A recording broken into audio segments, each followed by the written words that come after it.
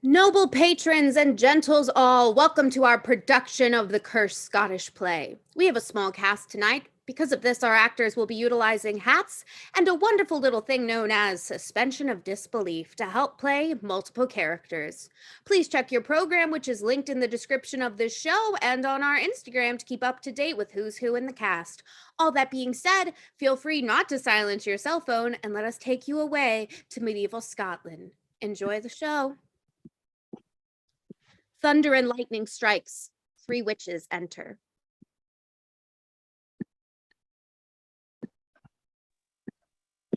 When shall we 3 meet again, in thunder, lightning, or in rain?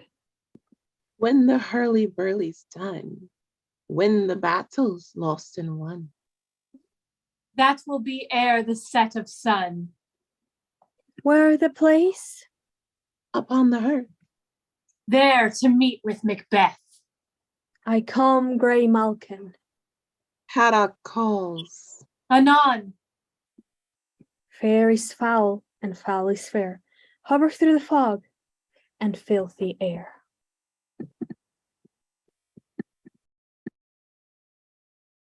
Alarm within. Enter Duncan, Malcolm, Donalbain, Lennox with attendants meeting a bleeding sergeant. What bloody man is that? He can report us, seemeth by his plight, of the revolt, the new estate. This is the sergeant who, like a good and hardy soldier, fought against my captivity. Hail, brave friend! Say to the king the knowledge of the broil, as thou didst leave it. That full it stood, as two spent swimmers that do cling together and choke their art. The merciless MacDonald, worthy to be a rebel, for to that multiplying villainess of nature do swarm upon him. From the western isles of kerns and gallows glasses is supplied, and fortune on his damned quarrels smiling, showed like a rebel's whore, but all's too weak, for brave Macbeth, well he deserves that name, disdaining fortune with his brandished steel, which smoked with bloody execution, like Balier's minion carved out of his passage, till he faced the slave, which never shook hands nor bade farewell to him, till he unseamed from the nave of to the chaps, and fixed his head upon our battlements. O valiant cousin, worthy gentleman! As once the sun gains his reflection, shipwrecking storms and direful thunders break. So from that spring whence comfort seemed to come, discomfort swells. Mark, King of Scotland, mark! No sooner justice had with valor armed, compelled these skipping kerns to trust their heels. But the Norwegian lords surveying vantage, with furbished arms and new supplies of men, began a fresh assault. Dismay not this our captains, Macbeth and Banquo? Yes, as sparrow eagles, or the hare the lion, if I say sooth, I must report they were as cannons overcharged with double cracks, so they doubly redouble strokes upon the foe, except they meant to bathe in reeking wounds, or memorize another Golgotha, I cannot tell. But I am faint, my gashes cry for help. So well thy words become thee as they wounds. They smack of honor both. Go get him, surgeons. Who comes here? Ah, the worthy Thane of Ross. What hast looks through his eyes? So should looks that seem speaks things strange. God save the king. Whence camest thou, worthy Thane? From Fife, great king, where the Norwegian banners flout the sky and fan our people cold. Norway himself, with terrible numbers, assisted by that most disloyal traitor, the Thane of Cawdor, began a dismal conflict, till that Bellona's bridegroom lapped in proof, confronted him with self-comparisons, point against point rebellious, arm against arm, curbing his lavish spirit, and to conclude, the victory fell on us. Great happiness. That now, so I know that Norway's king craves composition, nor will we deign him burial of his men till he disbursed at St. Colum's Inch $10,000 to our general use. No more that Thane of Cawdor shall deceive our bosom interests. Go pronounce his present death, and with his former title, greet Macbeth. I'll see it done. What he hath lost, noble Macbeth hath won. Thunder and lightning strikes, the three weird sisters enter.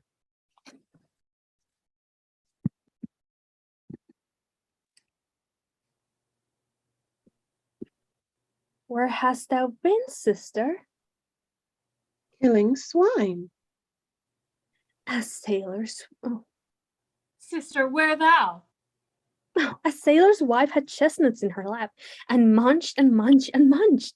Give me, quoth I, around thee which the round-fed running cries, her husband's the Alapagon. Master of the tiger, but in a sieve I'll thither sail, and like a rat without a tail, I'll do, and I'll do. I'll give thee the wind. Thou art kind. And I another. I myself have all the other, and the very ports they blow, all the quarters that they know, I the shipman's card. I will drain him dry as hay, sleep shall neither night nor day.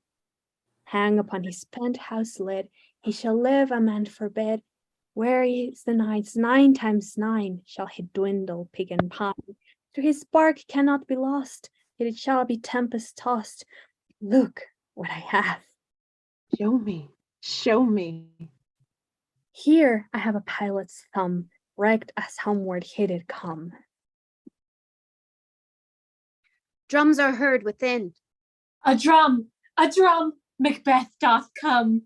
The weird sisters hand in hand, posters of the sea and land. Right, thus do go about, thrice to thine, and thrice to mine. And thrice again to make up 9. Peace, the charms wound up. Macbeth and Banquo approach the witches from afar. So foul and fair a day I have not seen. How far is it called to Fors? What are these so withered and so wild in their attire that look not like the inhabitants of the earth and yet are on it? Live you, or are you aught that man may question? You seem to understand me. By each at once her chappy finger laying upon her lips. You should be women, and yet your beards forbid me to interpret that you are so. Speak if you can. What are you? All hail Macbeth, hail to thee, Thane of Glans. All hail Macbeth, hail to thee, Thane of Cawdor. All hail, Macbeth, thou shalt be king hereafter. Good sir, why do you start, and seem to fear things that do sound so fair? In the name of truth, are ye fantastical, or that indeed which outwardly you show? My noble partner you greet with present grace and great prediction of noble having and of royal hope, that he seems rapt withal. To me you speak not. If you can look into the seeds of time and say which grain will grow and which will not, speak then to me, who neither beg nor fear your favors nor your hate. Hail, Hail, Hail. lesser than Macbeth, and greater. not so happy, yet much happier. Thou shalt get kings, though thou be none. So all hail Macbeth and Banquo. Banquo and Macbeth, all hail. Stay, you imperfect speakers. Tell me more. By Sinel's death I know I'm Thane of Glamis. But how of Cawdor? The Thane of Cawdor lives, a prosperous gentleman. And to be king stands not within the prospect of belief no more than to be Cawdor. Say from whence you owe this strange intelligence, or why upon this blasted heath you stop our way with such prophetic greeting. Speak, I charge you.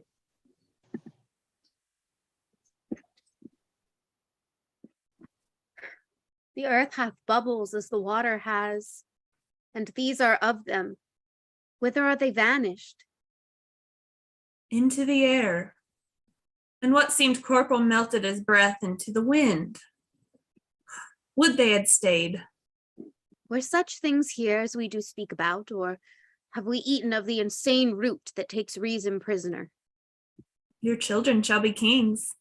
You shall be king. And Thane of Cawdor, too, went it so? To the selfsame tune and words. Who's there?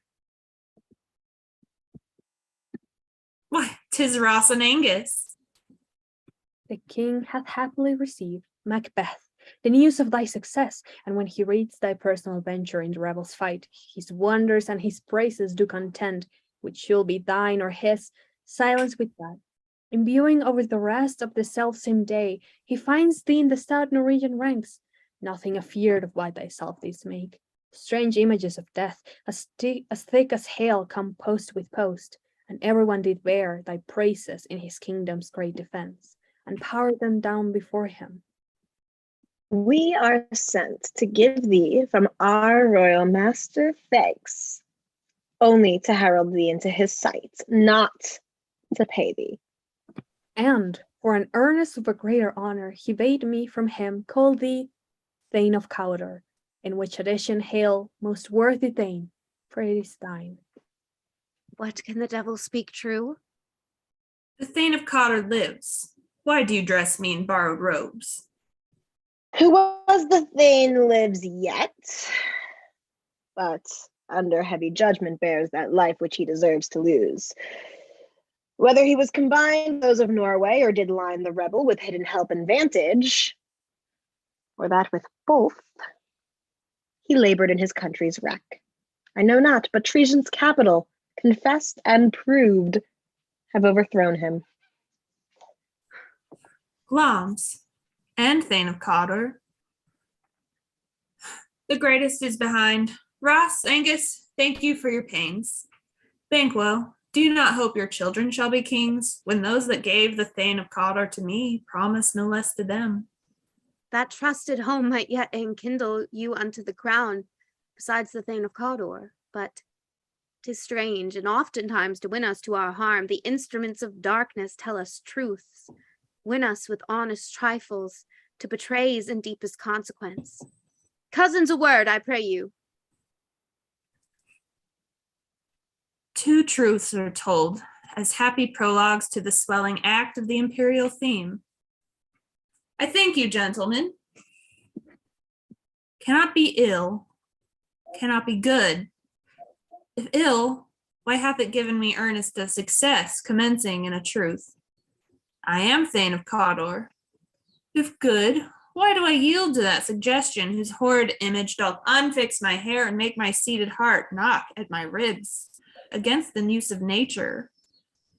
Present fears are less than horrible imaginings. My thought, whose murder yet is but fantastical, shakes so my single state of man that function is smothered in surmise, and nothing is but what is not. Look how our partner's wrapped. Chance will have me king. Why, chance may crown me without my stir. New horrors come upon him like our strange garments, cleave not to their mold, but with the aid of use. Come what come may, time in the hour runs through the darkest day. Worthy Macbeth, we stay upon your leisure. Give me your favor. My dull brain was wrought with things forgotten. Kind gentlemen, your pains are registered where every day I turn the leaf to read them. Let us toward the king, think upon what hath chanced, and at more time the interim having waited, let us speak our free hearts to each other. Very gladly. Till then, enough. Come, friends.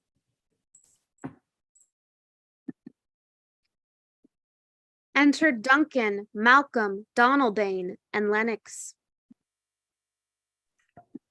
Is execution done on Cawdor? Are not those in commission yet returned? My liege, they are not yet come back, but I have spoke with one that saw him die, who did report that very frankly he confessed his treasons, implored your highness's pardon, and set forth a deep repentance. Nothing in life became him like believing it. He died as one that had been studied in his death, to throw away the dearest thing he owed, as 'twere a careless trifle. There's no art to find man's construction in the face. He was a gentleman on whom I built an absolute trust. Oh, here comes the worthy Ross Angus Banquo and Macbeth. O worthiest cousin Macbeth, the sin of my ingratitude even now was heavy on me. Thou art so far before that swiftest wing of recompense is slow to overtake thee. Would thou hadst less deserved that the proportion both of thanks and payment might have been mine. Only I have left to say more as thy due than more than all I can pay.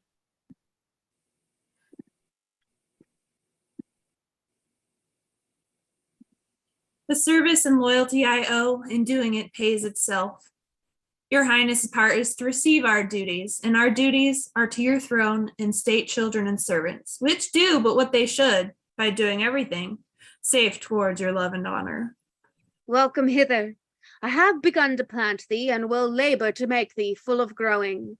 Noble Banquo, thou hast less deserved, nor must be known, no less have done so. Let me enfold thee, and hold me to thy heart. My plenteous joys, wanton in fullness, seek to hide themselves in drops of sorrow.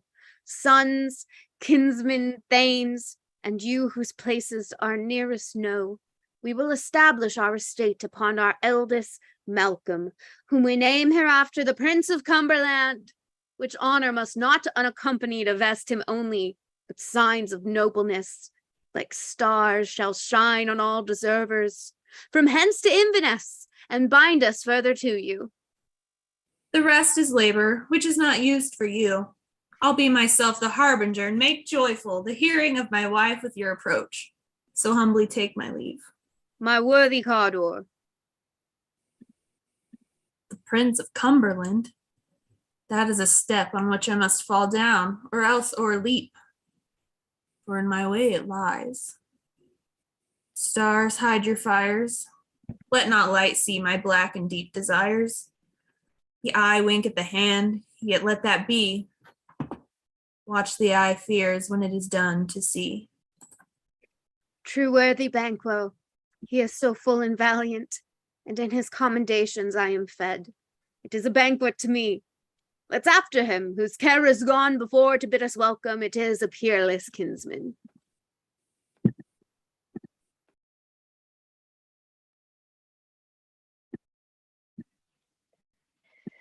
They met me in the day of success, and I have learned by the perfectest reports they have more in them than mortal knowledge.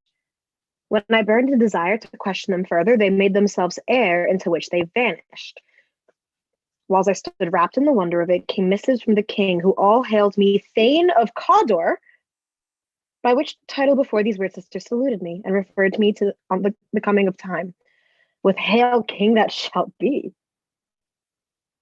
This I have thought good to deliver thee, my dearest partner of greatness, that thou mightst not lose the dues of rejoicing by being ignorant of what greatness has promised thee. Lay it to thy heart, and farewell.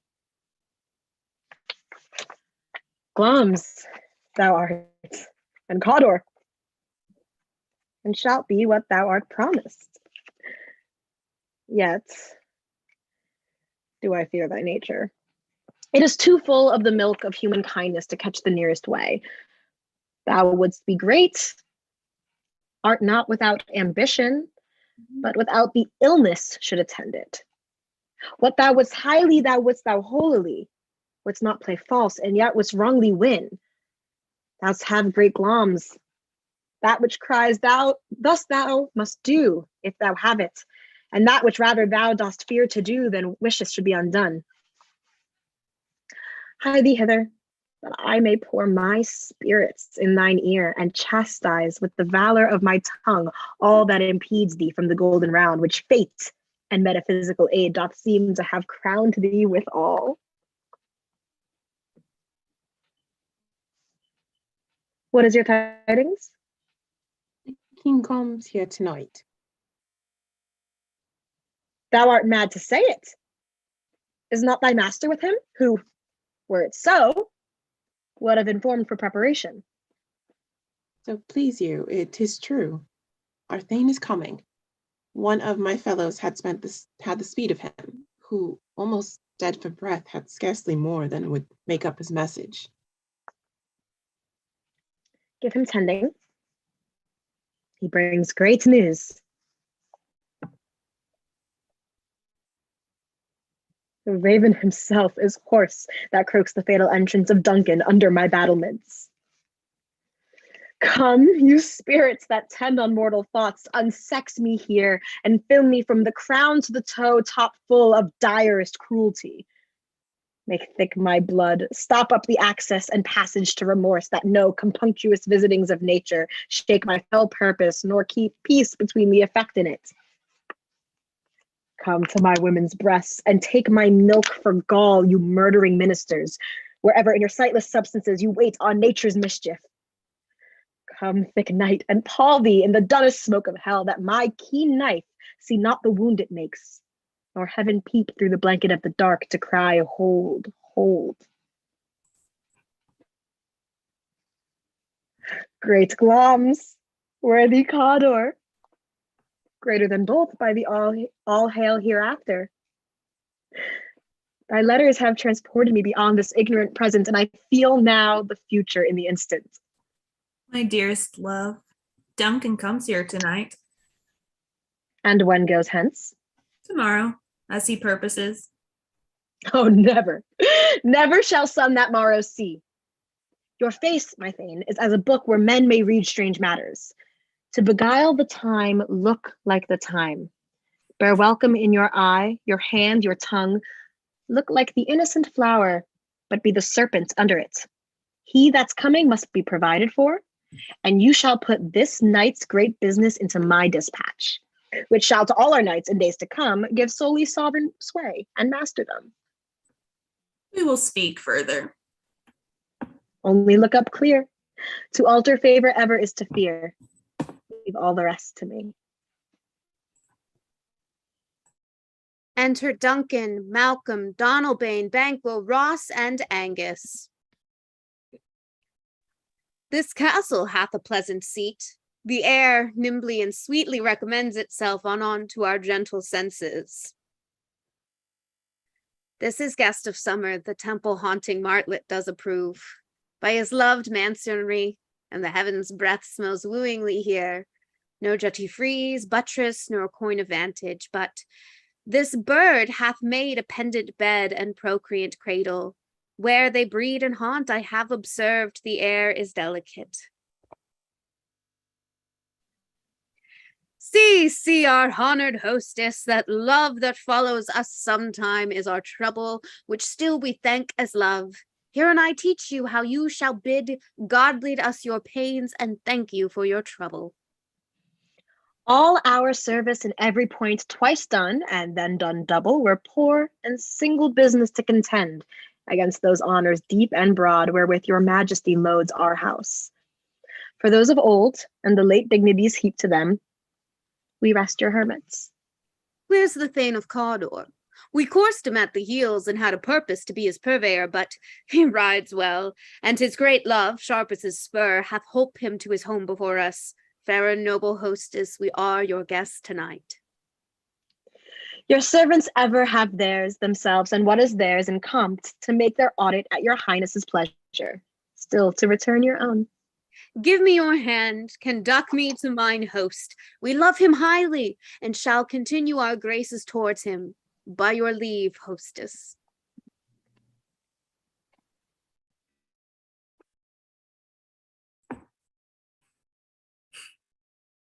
If it were done, when 'tis done, then 'twere well it were done quickly. If the assassination could trammel up the consequence and catch with the sucreased success, that but his blow might be all and the end all here. But here upon this bank and shoal of time, we'll jump the life to come. But in these cases, we still have judgment here.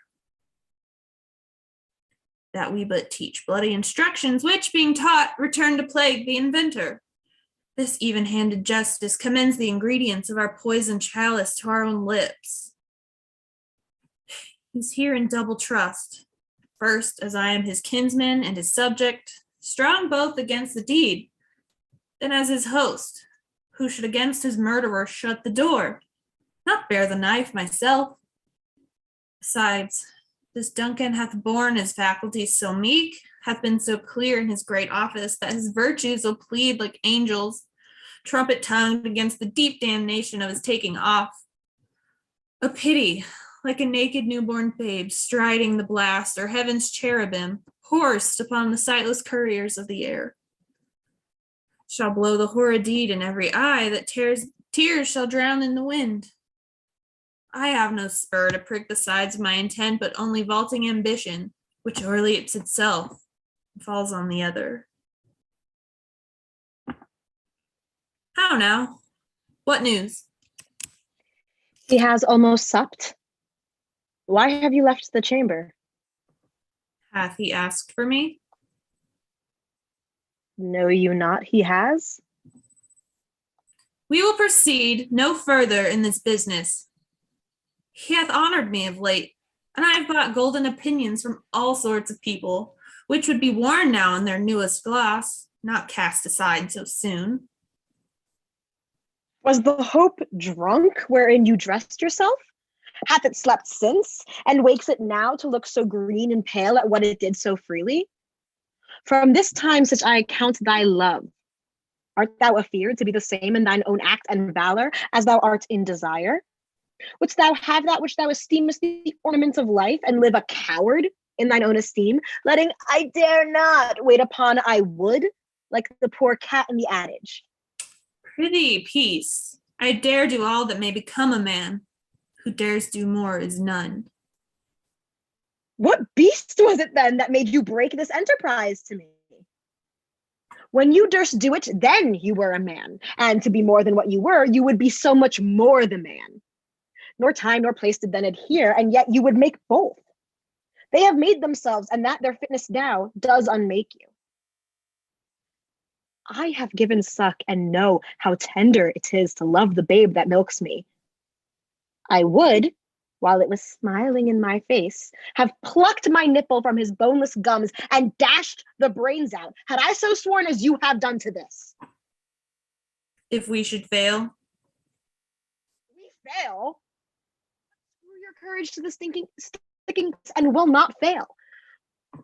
When Duncan is asleep, whereto the rather shall his day's hard journey soundly invite him, his 2 chamberlains will I with wine and wassail, so convinced that memory, the water of the brain, shall be a fume, and the receipt of reason a limbic only. When in swinish sleep their drenched natures lie as in a death, what cannot you and I perform upon the unguarded Duncan? What not put upon his stungy officers, who shall bear the guilt of our great quell? Bring forth men, children only, for thy undaunted mettle should compose nothing but males. Will it not be received when we have marked with blood those sleepy 2 of his own chamber, and used their very daggers that they have done? Who dares receive it other, as we shall make our griefs and clamor roar upon his death? I am settled, and bend up each corporal agent to this terrible feat. Away, and mock the time with the fairest show. False face must hide what the false heart doth know.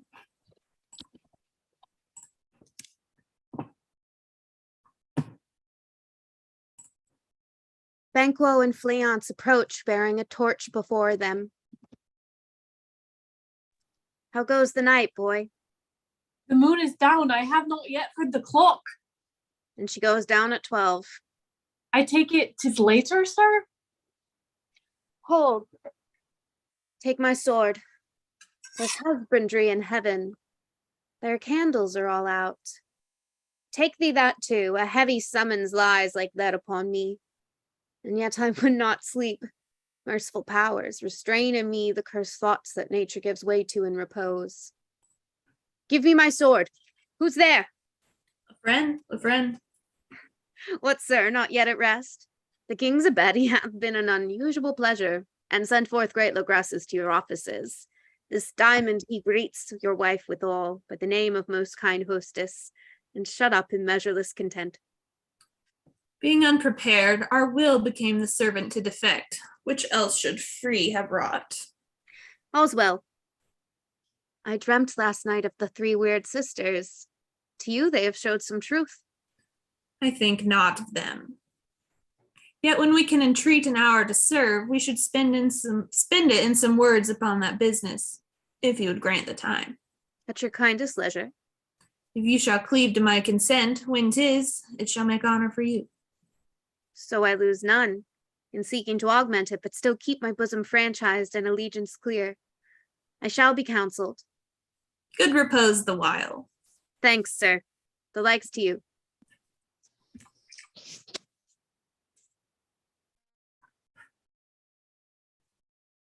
Is this a dagger which I see before me? The handle toward my hand. Come, let me clutch thee. I have thee not, and yet I see thee still. Art thou not, fatal vision, sensible to feeling as to sight? Or art thou but a dagger of the mind, a false creation, proceeding from the heat-oppressed brain? I see thee yet in form as palpable as to the one as this which now I draw.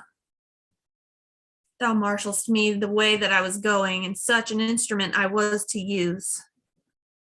Mine eyes are made the fools of the other senses, or else worth seeing all the rest. I see thee still, and on thy blade indulging gouts of blood, which was not so before. There's no such thing. It is the bloody business which informs thus to mine eyes. Now o'er the one half-world nature seems dead, and wicked dreams abuse the curtained sleep.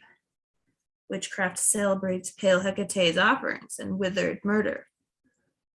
Alarmed by his sentinel the wolf, whose howls his watch thus with his stealthy pace, with Tarquin's ravishing strides toward his design moves like a ghost.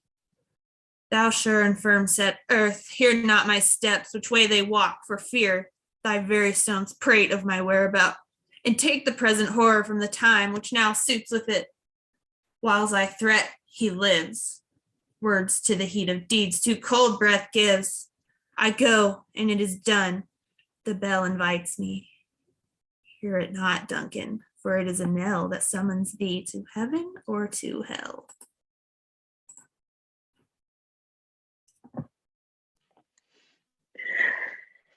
That which hath made them drunk hath made me bold. What hath them hath given me fire. Hark! Peace. It was the owl that shrieked, the fatal bellman, which gives the sternest good night. He is about it. The doors are open, and the surfeited grooms do mark their charge with snores.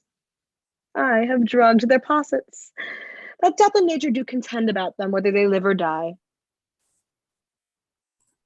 Who's there? What? How?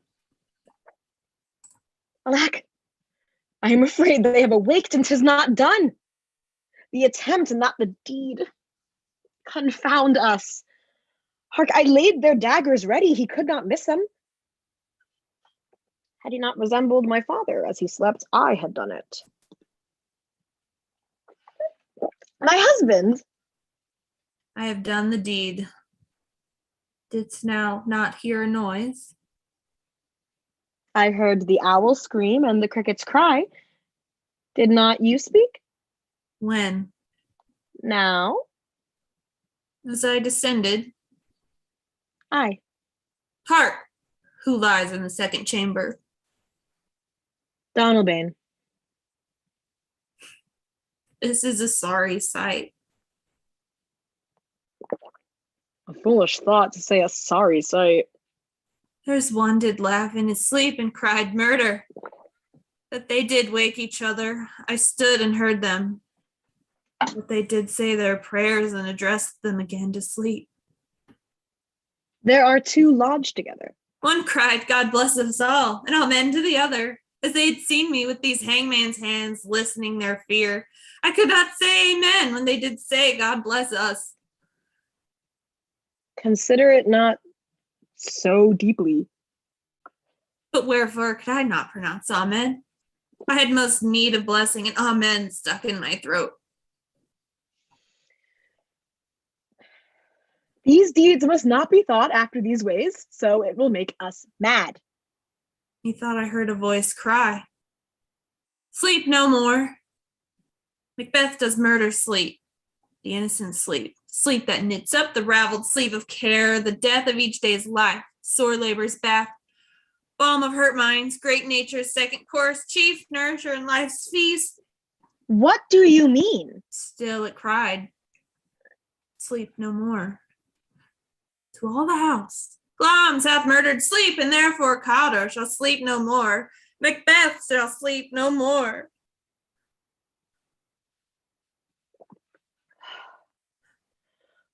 Who was it that thus cried?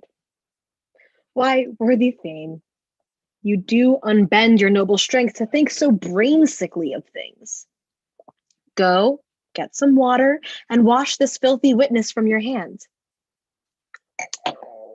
Why did you bring these daggers from the place? They must lie there. Go carry them and smear the sleepy grooms with blood. I'll go no more. I am afraid to think what I have done. Look on't again, I dare not. Infirm of purpose, give me the daggers. The sleeping and the dead are but as pictures to the eye of childhood that fears a painted devil.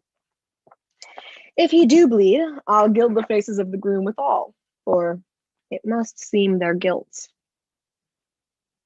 How is't with me when every noise appalls me? What hands are here? Ha! They pluck out mine eyes. Will all great Neptune's oceans wash this blood clean from my hand? No, this hand will rather the multitudinous seas and incarnadine make the green one red.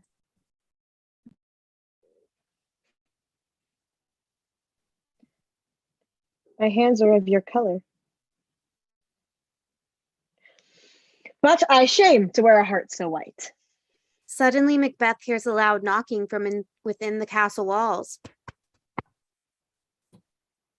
I hear a knocking at the south entry. Retire we to our chamber. A little water clears us of this deed. How easy it is then, your constancy hath left you unattended. Hark, more knocking. Get on your nightgown, lest occasion calls us and shows us to be watchers. Be not lost so poorly in your thoughts to know my deed. 'Twere best not know myself. Wake Duncan with thy knocking. I would thou couldst. Here's a knocking indeed. If a man were a porter of a hell gate, he should have all turning the key. Knock, knock, knock. Who's there in the name of Beelzebub? Here's a farmer that hanged himself on the expectation of penalty. Come in time, have napkins and now about you swear to it. Knock, knock, who's there? In the other devil's name? Faith is an equivocator that could swear on both the scales against either scale, who committed treason enough for God's sake. You could not equivocate to heaven. Oh, come in, equivocator. Knock, knock, who's there? Faith, here's an English tailor come hither for stealing out of a French hose. Come in, tailor, here you may roast your goose. Knock, knock, never a quiet. What are you? But this place is too cold for hell. Oh, devil brought it no further. I thought to have led it some of the professions that go with the primrose way to the everlasting bonfire. Anon, anon, I pray you, remember the porter. I'll open up the gate then. Ah, Lord Macduff, Lord Lennox, good evening to ye. Was it so late, friend, ere you went to bed, that you do lie so late? Faith, sir, we were carousing till the second cock, and drink, sir, is a great provoker of 3 things. What 3 things does drink especially provoke? Marry, sir, nose painting, sleep, and urine. Lechery, sir, it provokes and unprovokes. It provokes the desire, but it takes away the performance. Therefore, much drink may be said to be an equivocator with lechery. It makes him, and it mars him. It sets him up, it takes him off. It persuades him, it disheartens him, makes him stand to and not stand to. In conclusion, equivocates him in a sleep, giving him the lie, leaves him. I believe drink gave thee the lie last night. That it did, sir. in a very throat on me, but I requited him for his lie. And I think being too strong for him, thought he took up my legs sometime, yet I made shift to cast him.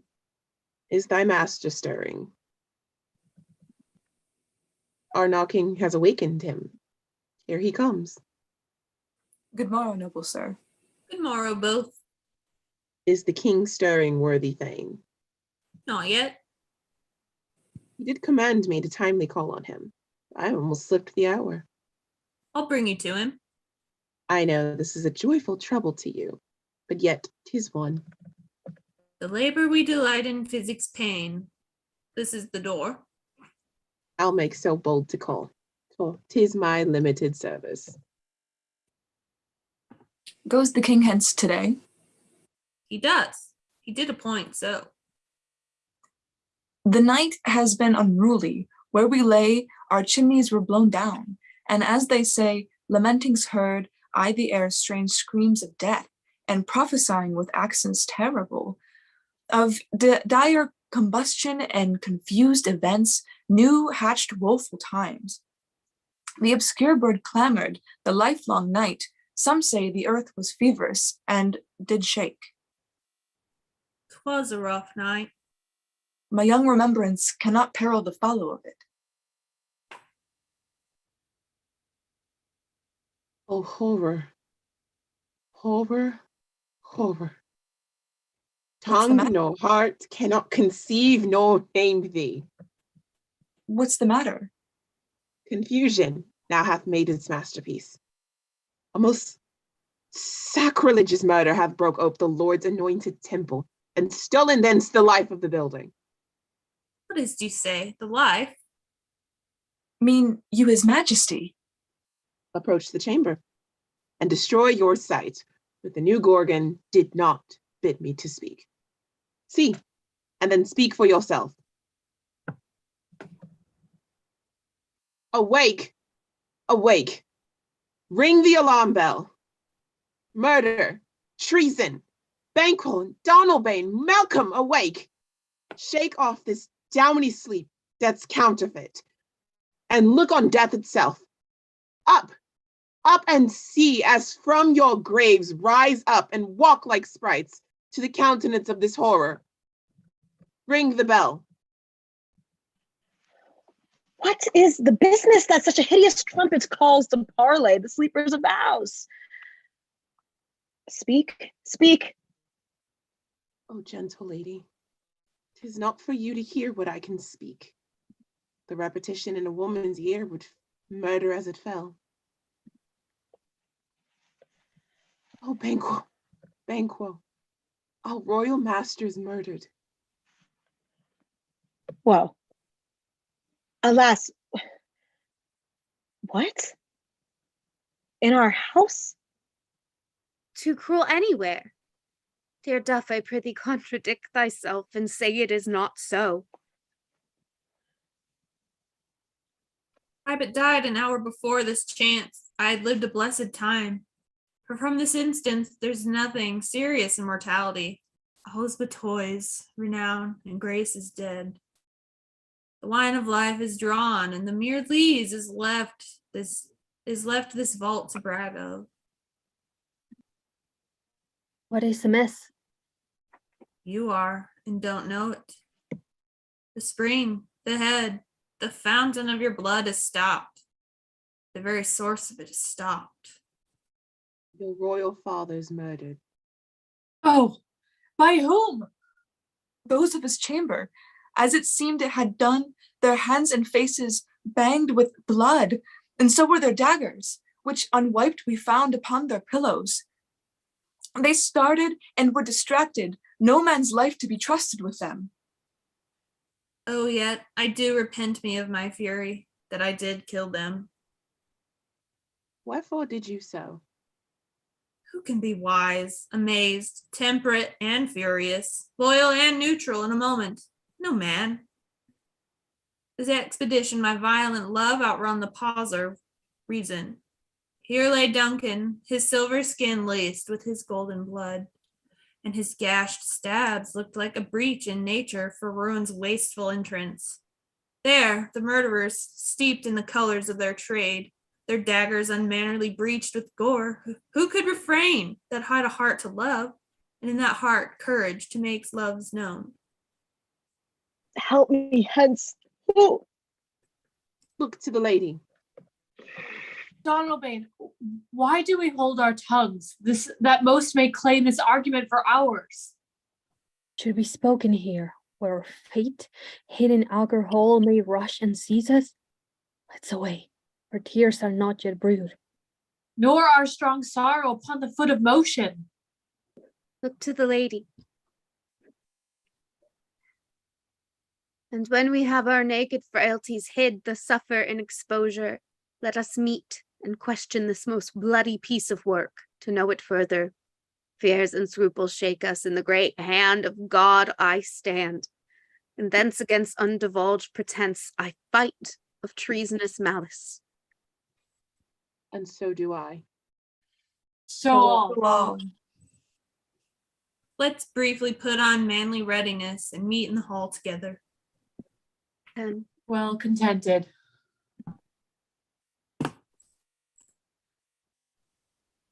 What will you do? Let's not consort with them. To show an unfelt sorrow is an office which the false man does easy. All to England. To Ireland I, our separate fortune shall keep us both the safer. Where we are, their daggers in men's smiles, the near in blood, the nearer. This murderous shaft that shot hath not yet lighted, and our safest way is to avoid the aim. Therefore, to horse, and let us not be dainty of leave-taking, but shift away. There's warrant in that theft which steals itself when there's no mercy left.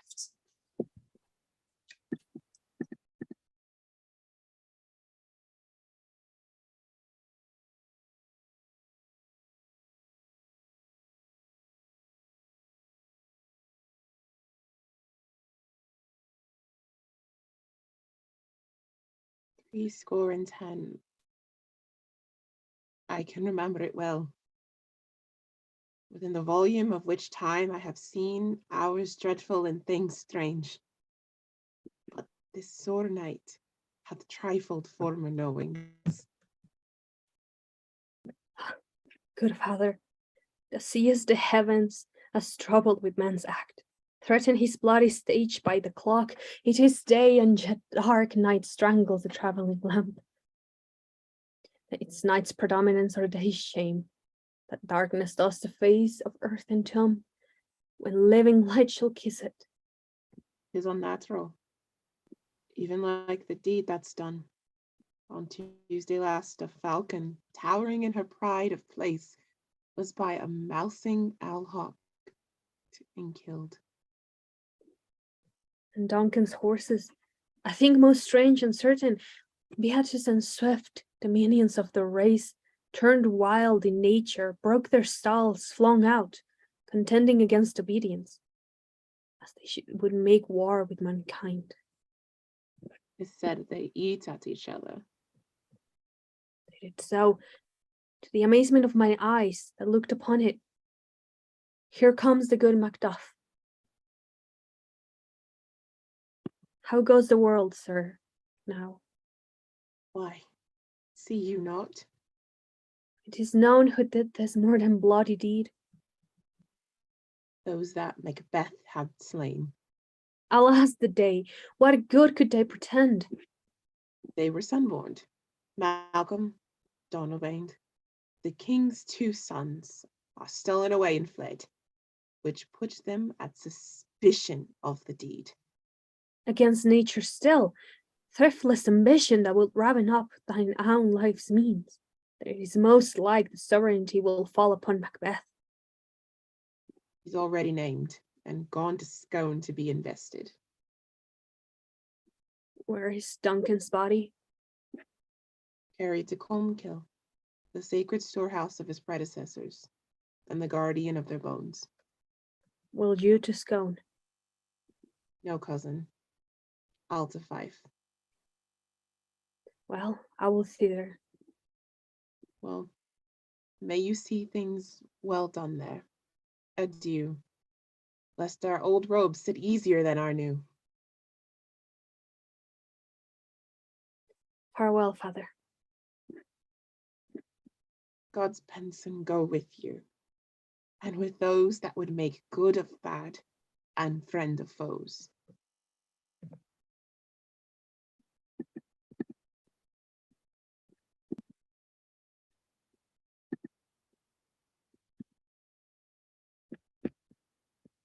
Thou hast it now. King, Cawdor, Gloms, all as the weird women promised. And I fear thou played most foully for it. Yet it was said it should not stand in thy posterity, but that myself should be the root and father of many kings. If there come truth from them as upon thee, Macbeth, their speeches shine. Why, by the verities of thee made good. May they not be my oracles as well, and set me up in hope? No, no more. Macbeth enters the palace as the new king, along with Lady Macbeth as the new queen. Here's our chief guest. If he had been forgotten, it had been as a gap in our great feast, and all thing unbecoming. Tonight we hold a solemn supper, sir, and I'll request your presence. Let your highness command upon me, to the which my duties are, with the most indissoluble tie forever knit. Ride you this afternoon. Aye, my good lord. We should have else desired your good advice, which still hath been both grave and prosperous in this day's council. But we'll take tomorrow. Is far you ride? As far, my lord, as will fill up the time twixt this and supper. Go not my horse, the better I must become a borrower of the night for a dark hour or twain. Fail not our feast. My lord, I will not. We hear our bloody cousins are bestowed in England and in Ireland, not confessing their cruel patricide, filling their hearers with strange invention. But of that tomorrow, when therewithal we shall have cause of state craving us jointly. Hie you to horse and adieu, till you return at night. Goes Fleance with you? Aye, my good lord, our time does call upon. I wish your horses swift and sure of foot, and so I do commend you their backs. Farewell. Let every man be master of his time till 7 at night, to make society the sweeter welcome. We will keep ourselves till supper time alone. While then, God be with you. To be thus is nothing, but to be safely thus. Our fears and Banquo dig deep, and in his royalty of nature reigns that which would be feared. 'Tis much he dares, and to that dauntless temper of his mind he hath a wisdom that doth guide his valor to act in safety. There is none but he whose being I do fear, and under him my genius is rebuked, as it is said Mark Antony's was by Caesar. He chid the sisters when first they put the name of king upon me, and bade them speak to him. Then prophet-like they hailed him father to a line of kings. Upon my head they placed a fruitless crown, and put a barren scepter in my gripe, thence to be wrenched with an unlineal hand, no son of mine succeeding. If it be so, for Banquo's issue have I filed my mind. For them the gracious Duncan have I murdered, put rancors in the vessel of my peace, only for them, and mine eternal jewel given to the common enemy of man. To make them kings, the seed of Banquo kings, rather than so come Phaeton to the list, and champion me to the utterance. Who's there?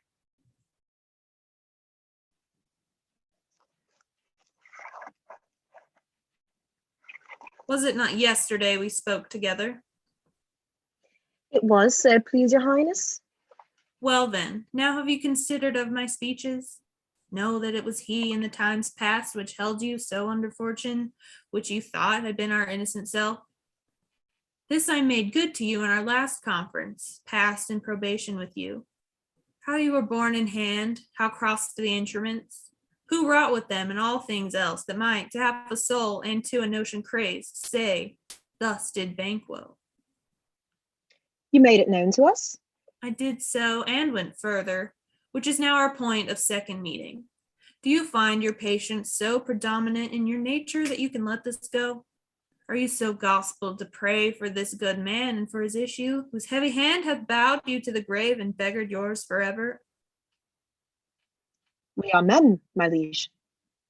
Aye, in the catalogue ye go for men, as hounds and greyhounds, mongrels, spaniels, curs, choughs, water rogs, and demi-wolves are clept all by the name of dogs. The valued file distinguishes the swift, the slow, the subtle, the housekeeper, the hunter, everyone according to the gift which bounteous nature hath in him closed, whereby he does receive particular addition from the bill that writes them all alike, and so of men.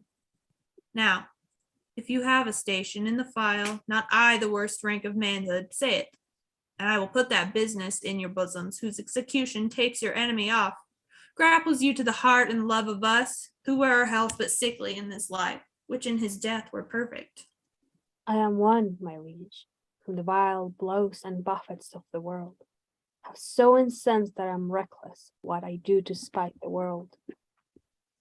And I another, so weary with disasters, tugged with fortune, that I would set my lie on any chance to mend it or be rid of it. Both of you know Banquo was your enemy. True, my lord. So is he mine, and in such bloody distance that every minute of his being thrust against my nearest of life. Though I could with barefaced power sweep him from my sight and bid my will avouch it. Yet I must not, for certain friends that are both his and mine, whose loves I may not drop, but wail his fall, who I myself struck down, and thence it is that I to your assistance do make love, masking the business from the common eye for sundry weighty reasons. We shall, my lord, perform what you command us. Though our lives... Your spirits shine through you. Within this hour at most, I will advise you where to plant yourselves, acquaint you with the perfect spy of the time. The moment on't for must be done tonight. And something from the palace. Always thought that I require a clearness, and with him, to leave no rubs nor botches in the work. Leonce, his son, that keeps him company, whose absence is no less material to me than is his father's, must embrace the fate of that dark hour. Resolve yourselves apart. I'll come to you anon. We are resolved, my lord. I'll call upon you straight. Abide within. It is concluded.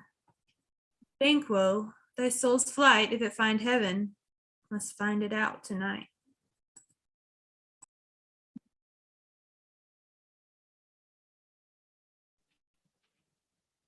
Is Banquo gone from court? Aye, madam, but returns again tonight. Say to the king I would attend his leisure for a few words. Madam, I will. Not had all spent, where our desire is got without content, 'tis safer to be that which we destroy than by destruction dwell in doubtful joy. How now, my lord? Why do you keep alone of sorriest fancies your companions using those thoughts, which should indeed have died with them they think on? Things without all remedy should be without regard. What's done is done. You scotched the snake, not killed it. She'll close and be herself, whilst our poor malice remained in danger of her former tooth. But let the frame of things disjoint, both the world suffer, ere we will eat our meal in fear and sleep in the affliction of these terrible dreams that shake us nightly. Better be with the dead whom we, to gain our peace, have sent to peace, than on the torture of the mind to lie in restless ecstasy. Duncan in his grave, after life's fitful fever, he sleeps well. Treason has done his worst, nor steel, nor poison, malice domestic, foreign levy. Nothing can touch him further. Come on, gentle, my lord. Sleek over your rugged looks. Be bright and jovial among your guests tonight. So shall I, love, and so I pray be you. Let your remembrance apply to Banquo. Present him in eminence, both with eye and tongue. Unsafe the while that we must lave our honors in these flattering streams and make our faces vizards to our hearts, disguising what they are. You must leave this. Full of scorpions is my mind, dear wife. Thou knowest that Banquo and his flayance lives. But in them nature's copy is not etern. There's comfort yet. They are assailable, then be thou jocund. Ere that bat hath flown his cloistered flight, ere to black Hecate's summons the shard-born beetle with his drowsy hums hath rung night's yawning peal, there shall be done a deed of dreadful note. What's to be done? Be innocent of the knowledge, dearest Chuck, till thou applaud the deed. Come, sealing night, scarf up the tender eye of pitiful day, and with thy bloody and invisible hand, cancel and tear to pieces that great bond which keeps me pale. Light thickens, and the crow makes wings to the rooky wood. Good things of day begin to droop and drowse, while night's black agents to their praise do rouse. Thou marvelst at my words, but hold thee still. Things bad begun make strong themselves by ill. So, prithee thee, go with me.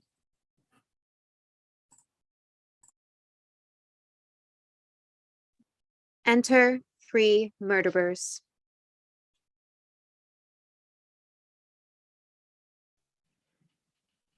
But who did bid thee join with us? Macbeth. He needs not our mistrust, since he delivers our offices and what we have to do to the direction just. Then stand with us. The west yet glimmers with some streak of day, now spurs the lated traveller apace to gain the timely inn, and near approaches the subject of our watch. Hark. I hear horses. Give us a light there. Ho! And it is he. The rest are within the note of expectation, already are in the court. His horses go about. Almost a mile, but he does usually.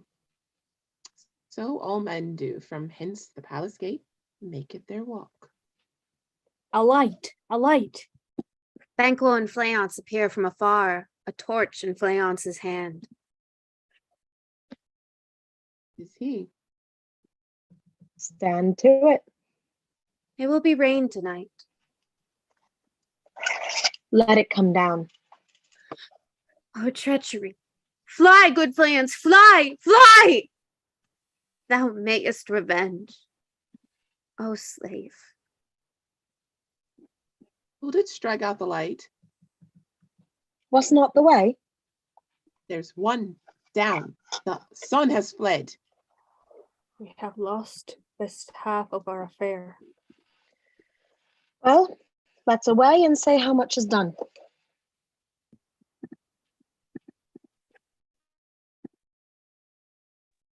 In the grand hall of the palace, a banquet has been prepared. Macbeth, Lady Macbeth, Ross Lennox, and various ladies and lords are in attendance.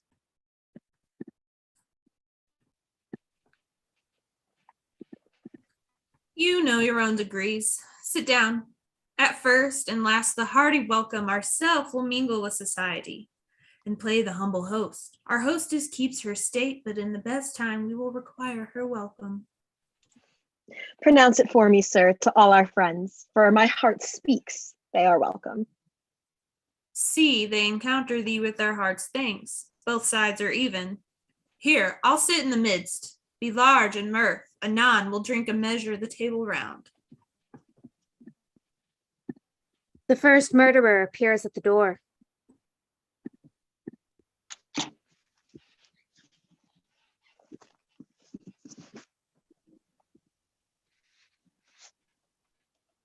There's blood on thy face.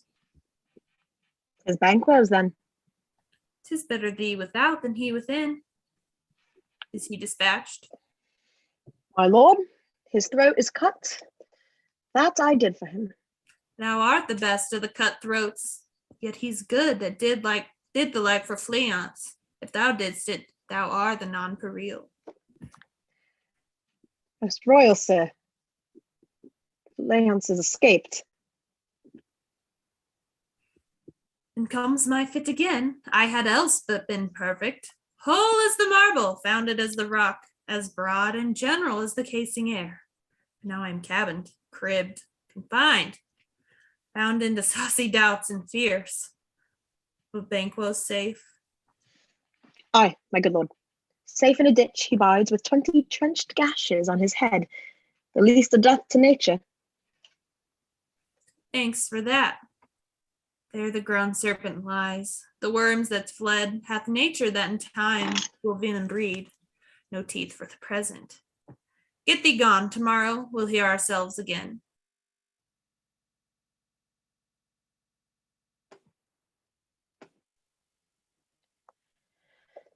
My royal lord, you do not give the cheer.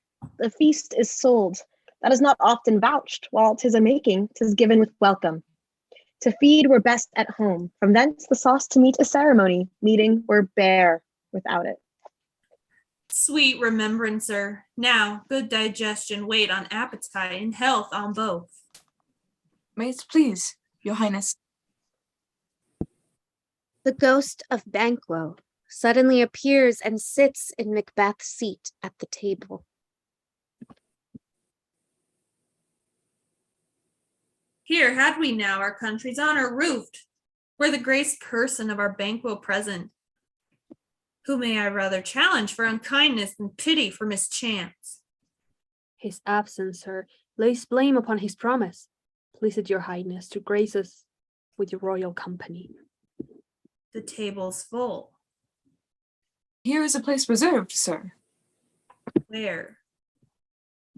Here, my good lord.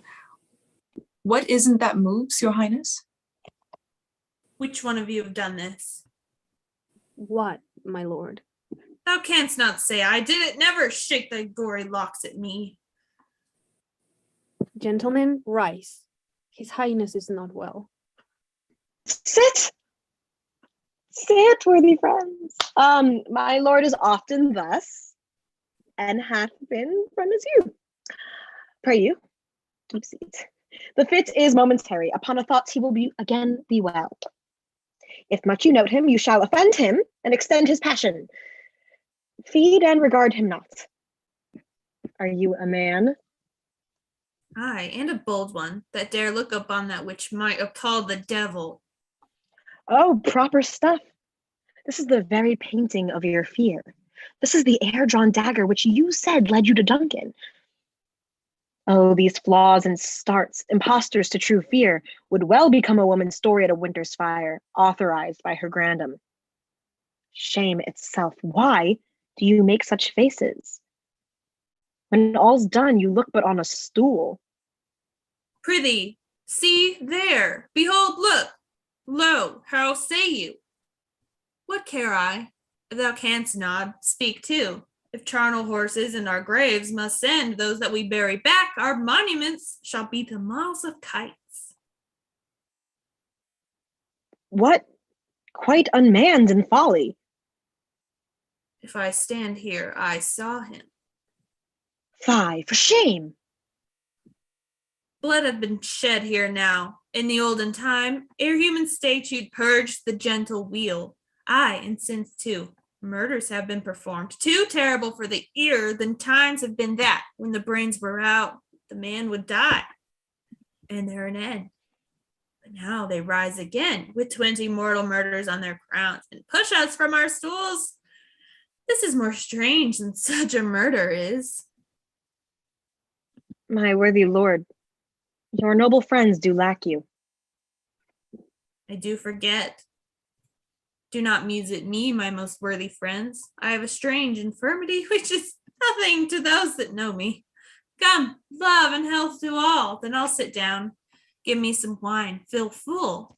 I'll drink to the general joy of the whole table, and to our dear friend Banquo, whom we miss. Would he were here! To all and him we thirst, and all to all. our duties and our pledge. Avaunt and quit my sight. Let the earth hide thee. Thy bones are marrowless and thy blood is cold. Thou hast no speculation in those eyes which thou dost glare with. Think of this, good peers, but as a thing of custom. 'Tis no other, only it spoils the pleasure of the time. What man dare? I dare. Approach thou like the rugged Russian bear, the armed rhinoceros, or the Irkin tiger. Take any shape, but that my firm nerves shall never tremble or be alive again. And dare me to the desert with thy sword. If trembling I inhabit, then protest me, the baby of a girl. Hence, horrible shadow, unreal mockery, hence. Why so? Being gone, I am a man again. Pray you, sit still. You have displaced the mirth, broke the good meeting with most admired disorder. Can such things be, and overcome us like a summer's cloud, without our special wonder? You make me strange even to the disposition that I owe, when now I think you can behold such sights, and keep the natural ruby of your cheeks when mine is blanched with fear. What sights, my lord? I pray you, speak not. He grows worse and worse. Question enrages him. At once, good night. Not upon the order of your going, but go at once. Good night, and better health attend his majesty. A kind good night to all. It will have blood, they say. Blood will have blood. Stones have been known to move and trees to speak. Augurs and understood relations have by maggot pies and choughs and rooks brought forth the secrets man of blood. What is the night? Almost at odds with morning, which is which? How sayest thou? That Macduff denies his person at our great bidding? Did you send to him, sir? I hear it by the way, but I will send. There's not a one of them but in this house. I keep a servant fed. I will tomorrow, and betimes I will to the weird sisters. More shall they speak. For now I am bent to know by the worst means the worst. For mine own good, all causes shall give way. I am in blood stepped in so far that should I wade no more, returning were as tedious as go o'er. Strange things I have in my head, that will to hand, which must be acted ere they may be scanned. You lack the season of all natures. Sleep. Come, will to sleep. My strange and self-abuse is the initiate fear that once hard use. We are yet but young indeed.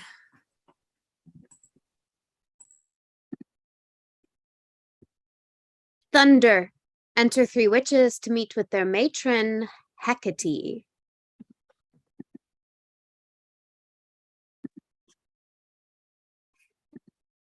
Why now, Hecate? You look angrily. Have I not reason, beldams as you are? Saucy and overbold? How did you dare to trade and traffic with Macbeth in riddles and affairs of death? And I, the mistress of your charms, the close contriver of all harms, was never called to bear my part, or show the glory of our art. And which is worst, all you have done hath been but for a wayward son, spiteful and wrathful, who, as others do, loves for his own ends, not for you. But make amends now. Get you gone, and at the pit of Archeron, meet me in the morning. Thither he will come to know his destiny. Your vessels and your spells provide, your charms and everything beside. I am for the air. This night I'll spend unto a dismal and fatal end. Great business must be wrought ere noon upon the corner of the moon. There hangs a vaporous drop profound. I'll catch it ere come to ground, and that distilled magic sleights shall rage such artificial sprites as by the strength of their illusion shall draw him to his conclusion. He shall spurn fate, scorn death, and bear he hopes of wisdom, grace, and fair. And you all know security is mortal's chiefest enemy.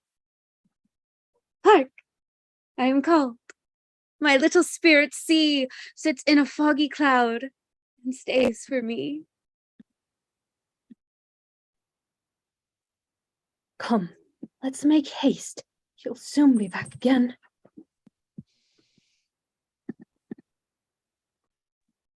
Back at the palace, we see Lennox with another lord.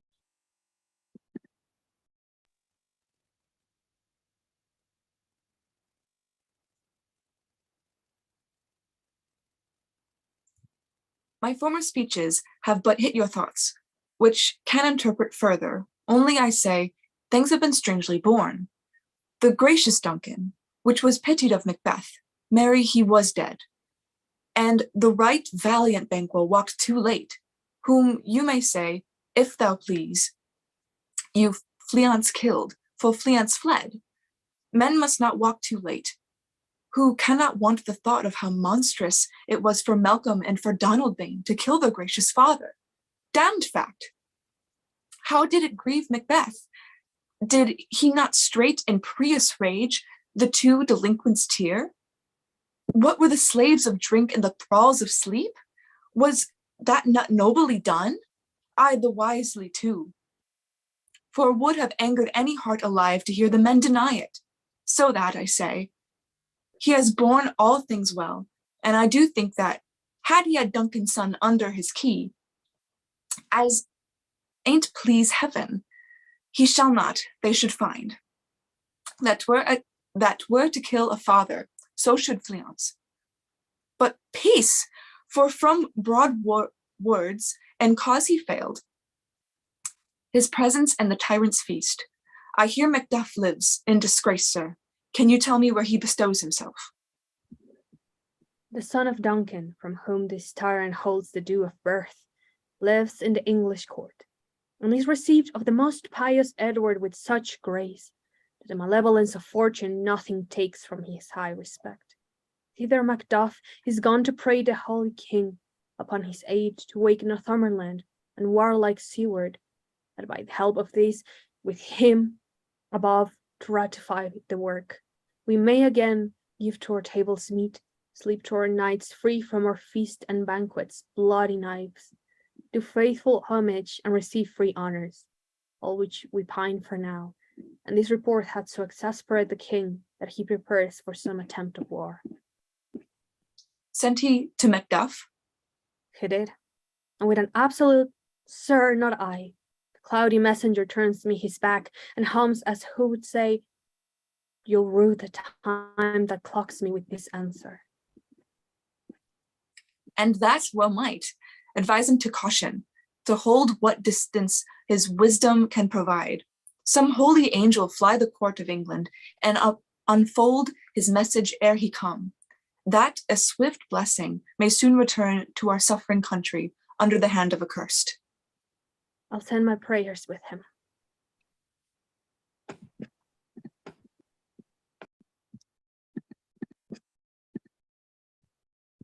Noble patrons and gentles all, we will now take a brief 5-minute intermission.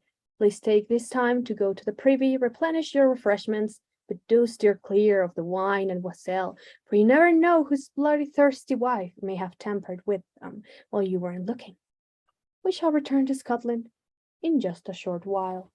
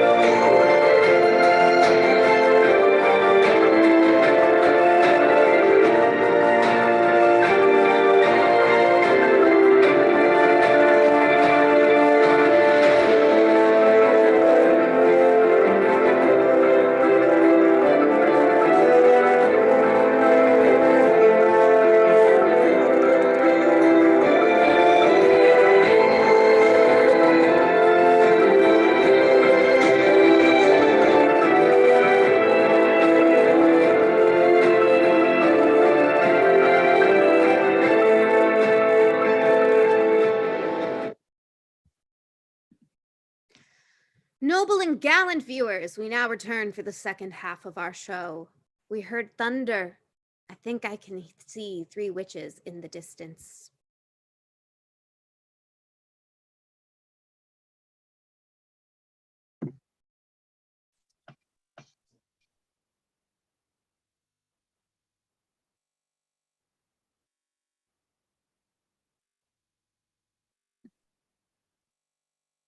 Right. And once the hedge pig whined. Harpier cries, "'Tis time, 'tis time!" Round about the cauldron go, in the poison entrails throw. Told that under cold stone, days and nights have 31.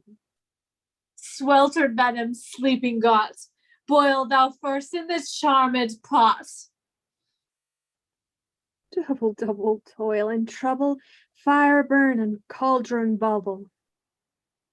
Fillet of a fenny snake, in the cauldron boil and bake. Eye of newt, toe of frog, wool of bat, and tongue of dog. Adder's fork and blind worm's sting, lizard leg and owlet's wing. For a charm of powerful trouble, like a hell broth, boil and bubble. Double toil and trouble, fire burn and cauldron bubble. Scale of dragon into the wolf, which is mommy maw and gulf. Of the rabine salt sea shark, root of hemlock dig in the dark, liver of blaspheming man, gall of goat, and sleeps of Jew, silvered in the moon eclipse, nose of Turk and Tartar's lips, fingers of birth, strangled babe, each delivered by a drop, make the gruel thick and slab, and thereto a figure's children for the ingredients of a cauldron. Double, toil and trouble, fire burn and cauldron bubble. Cool it with a baboon's blood, then the charm is firm and good. Oh, well done. I commend your pains, and everyone shall share in the gains.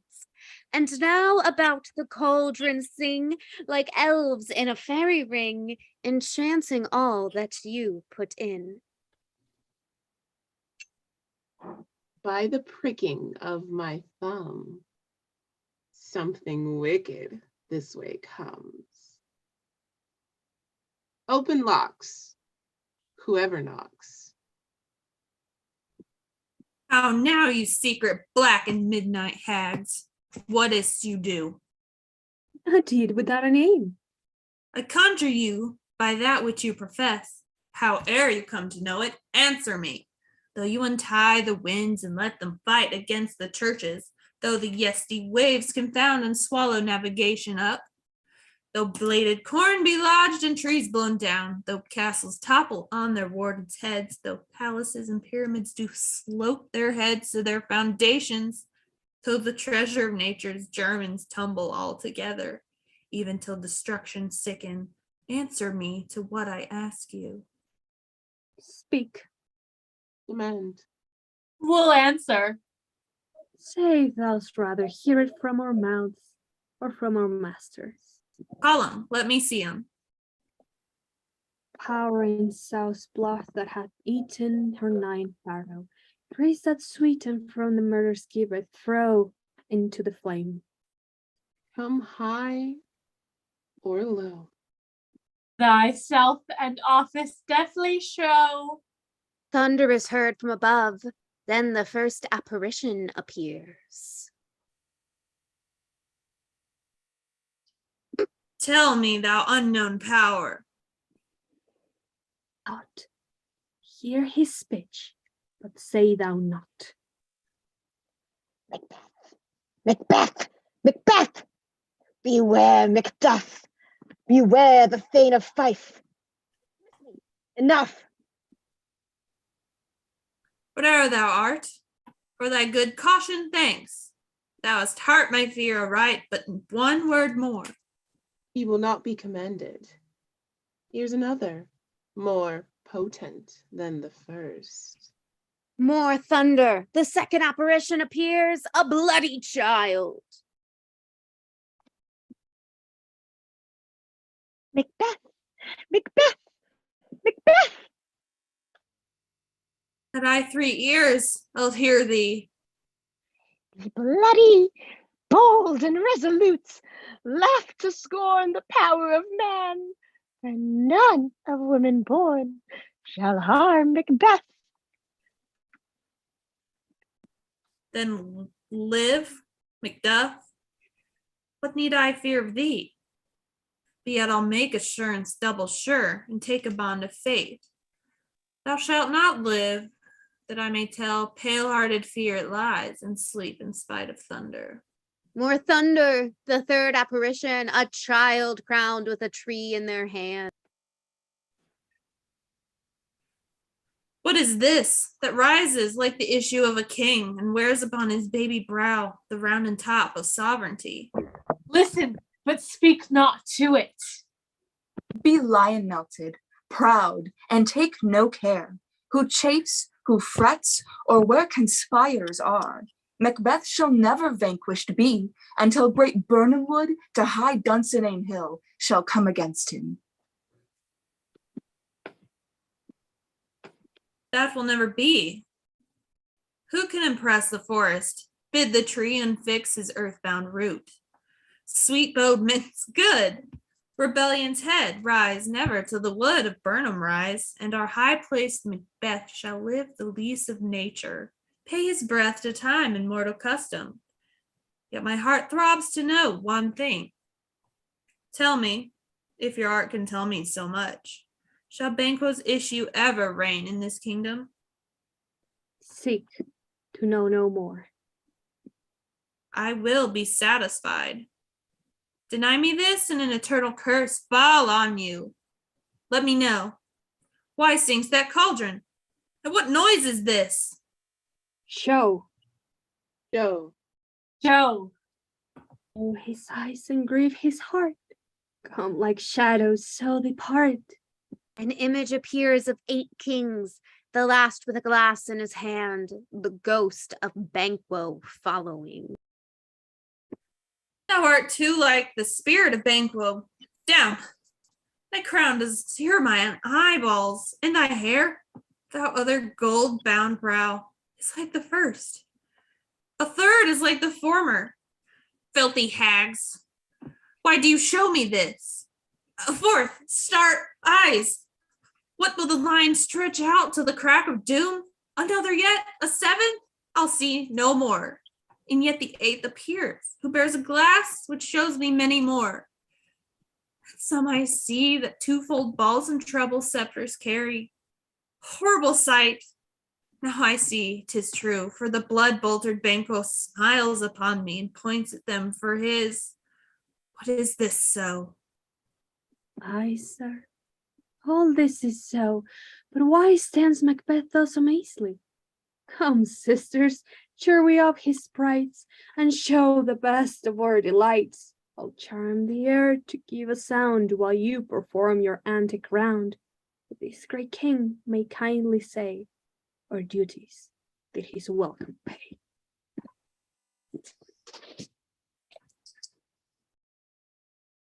Where are they? Gone? Let this pernicious hour stand I accursed in the calendar. Come in without there. What's your grace's will? Saw you the weird sisters. No, my lord. Came they not by you? No, indeed, my lord. Infected be the air whereon they ride, and damned all those that trust them. I did hear the galloping of a horse. Who was't came by? 'Tis 2 or 3, my lord. That brings your word. Macduff has fled to England. Fled to England. Aye, my good lord. Time thou anticipatest my dread exploits. The flighty purpose never is o'ertook unless the deed go with it. From this moment, the very firstlings of my heart shall be the firstlings of my hand. And even now, to crown my thoughts with acts, be it the tough thought and done, that the castle of Macduff I will surprise. Seize upon Fife, give to the edge of the sword his wife and babes, and all unfortunate souls that trace him in his line. No boasting like a fool, this deed I'll do before the purpose is cool. But no more sights. Where are these gentlemen? Come, bring me where they are. Enter Lady Macduff, her son, and Ross.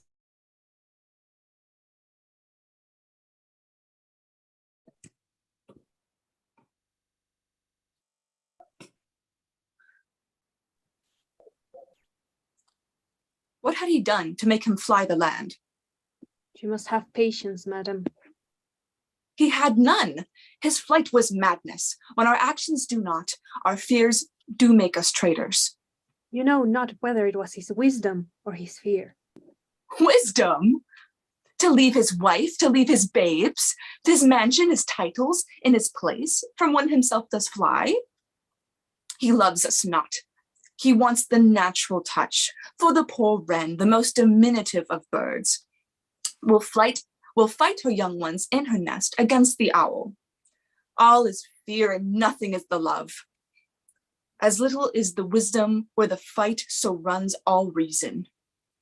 My dearest cuss, I pray you school yourself. But for your husband, he is noble, wise, judicious, and best knows the feats of the season. I dare not speak much further, but cruel are the times when we are traitors, and do not know ourselves, when we hold rumor from what we fear, yet know not what we fear, but float upon a wild and violent sea, each way and move. I take my leave of you. Shall not be long, but I'll be here again. Things at the worst will cease, or else climb upward to what they were before. I pray, cousin, blessing upon you. Father he is, and yet he's fatherless. I'm so much a fool.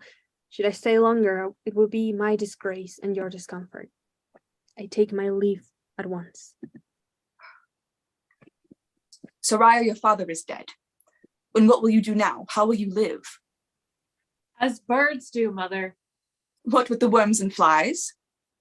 With what I get, I mean, and so do they. Poor bird, thou wouldst never fear nor the lime, the pitfall, nor the gin. Why should I, mother? Poor birds they are not set for. My father is not dead for all you are saying. Yes, he is dead. How wilt thou do for a father? Nay, how will you do for a husband? Why, I can buy me 20 at any market.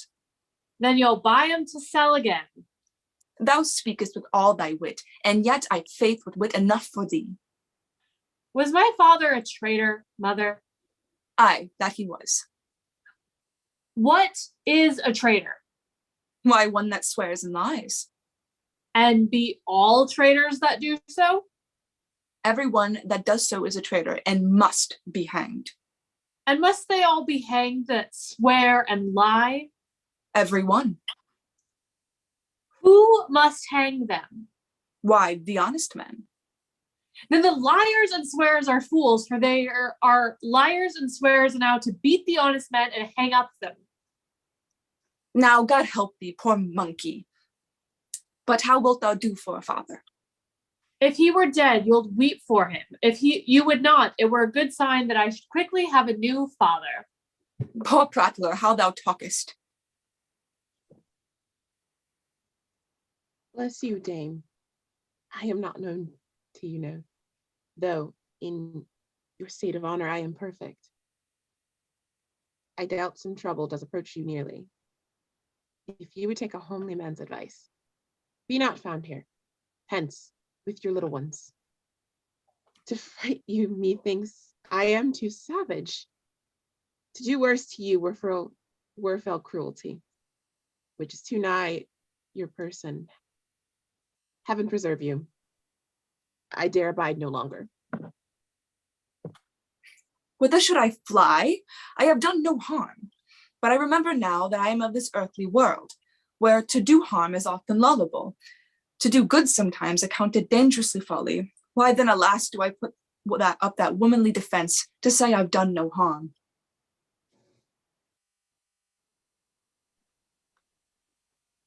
What are these faces?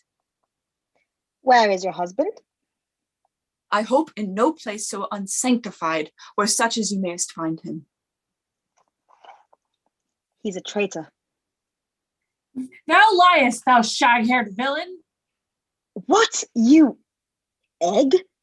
Young fry of treachery? The strangers have turned out to be murderers dispensed by Macbeth. One of them stabs the boy. He has killed me, mother. Run away, I pray you. Murderer!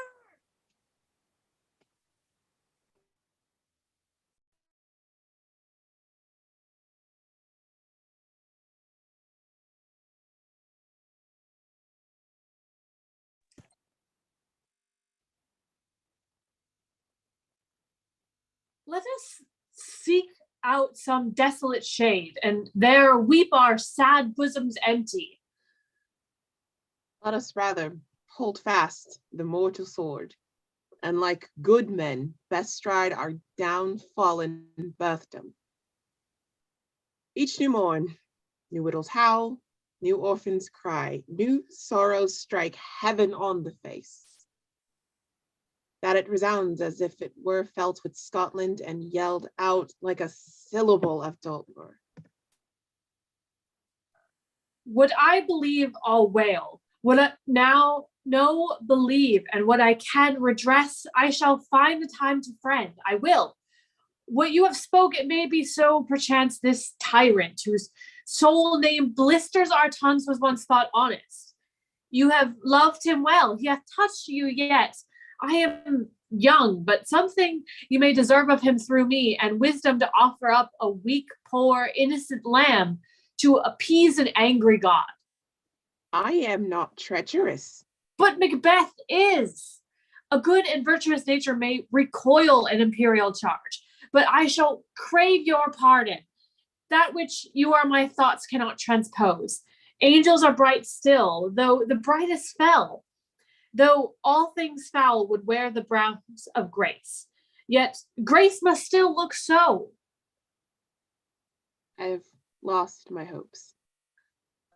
Perchance even there were, I did find my doubts, why in that rawness you left your wife and child, those precious motives, those strong knots of love, without leave taking. I pray you, let not my jealousies be your dishonors, but mine own safeties. You may be rightly just, whatever I shall think. Bleed, bleed, poor country. Great tyranny, lay thou thy basest shore, for goodness dare not cheek thee. Wear thou thy wrongs. The title is averred. Fare thee well, lord. I would not be the villain that thou thinkest, for the whole space that is in the tyrant's grasp, and the rich east to boot. Be not offended. I speak not as in absolute fear of you. I think our country sinks beneath the yoke. It weeps, it bleeds, and each new day a gash is added to her wounds. I think withal there would be hands uplifted in my right, and here from gracious England have I offer of goodly thousands. But for all this, when I shall tread upon the tyrant's head or wear it on my sword, yet my poor country shall have more vices than it had before, more supper and more sundry ways than ever by him that shall succeed. What should he be? It is in myself, I mean, in whom I know all the particulars of vice so grafted, that when they shall be opened, black Macbeth will seem as pure as snow, and the poor state esteem him as a lamb being compared with my confineless harms. Not in the legions of horrid hell can come a devil more damned in evils to top Macbeth. I grant him bloody, luxurious, avaricious, false, deceitful, sudden, malicious, smacking of every sin that has a name, but there's no bottom, none.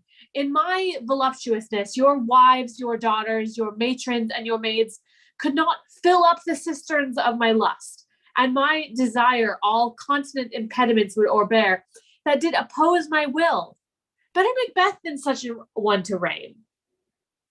Boundless intemperance, and thy nature is tyranny.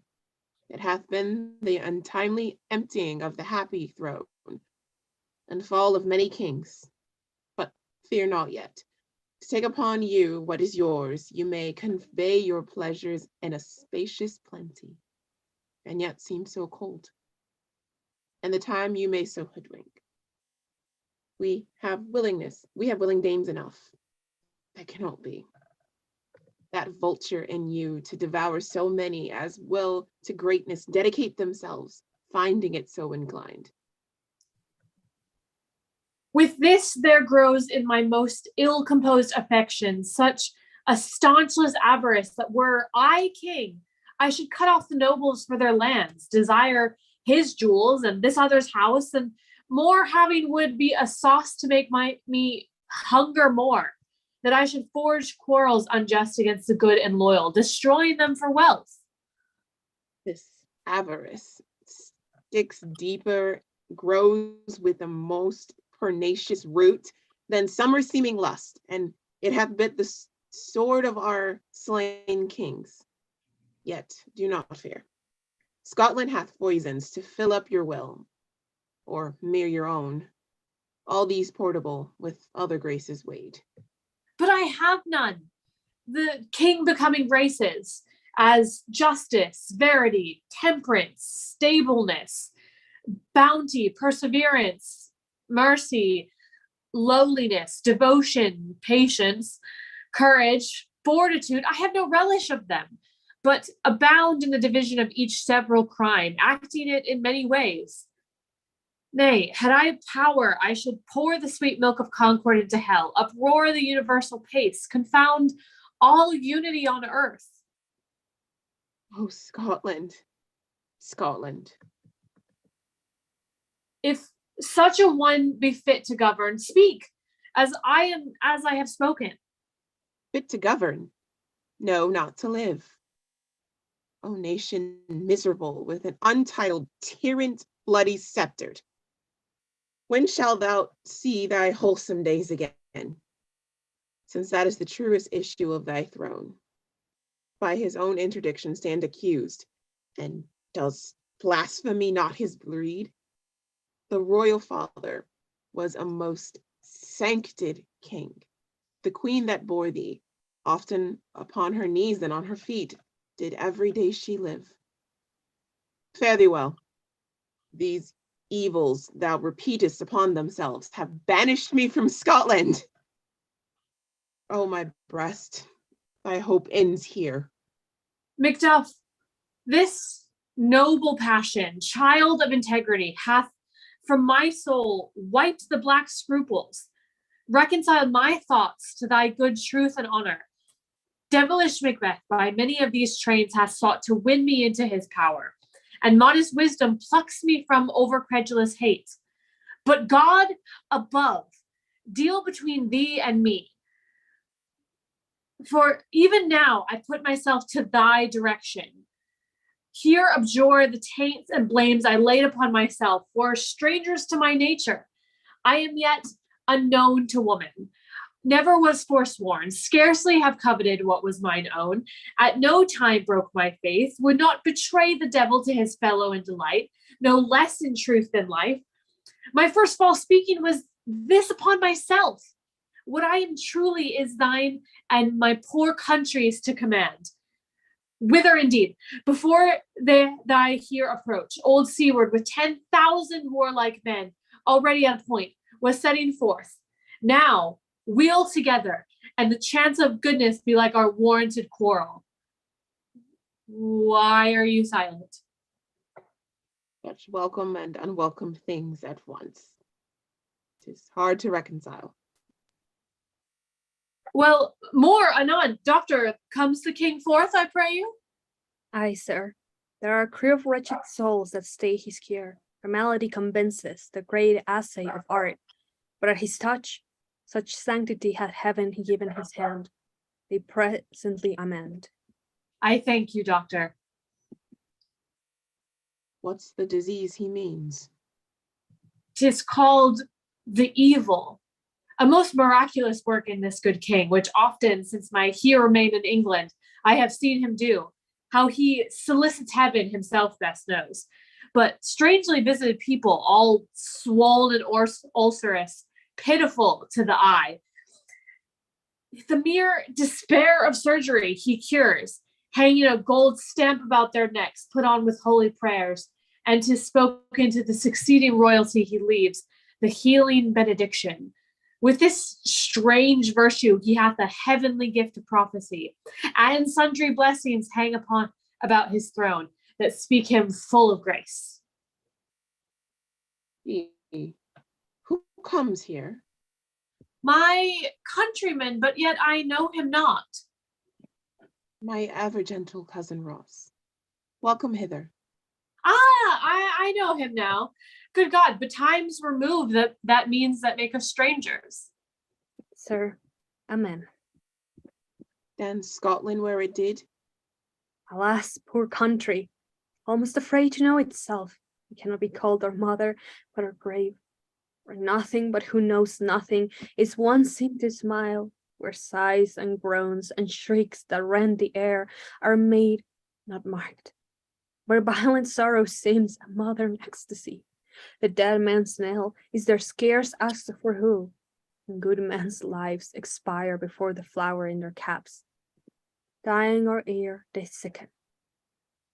Oh, relation, too nice and yet too true. What's the newest grief? That of an hour's age doth he's the speaker. Each minute teems a new one. How does my wife? Why, well, And all my children? well too. The tyrant has not battered at their peace?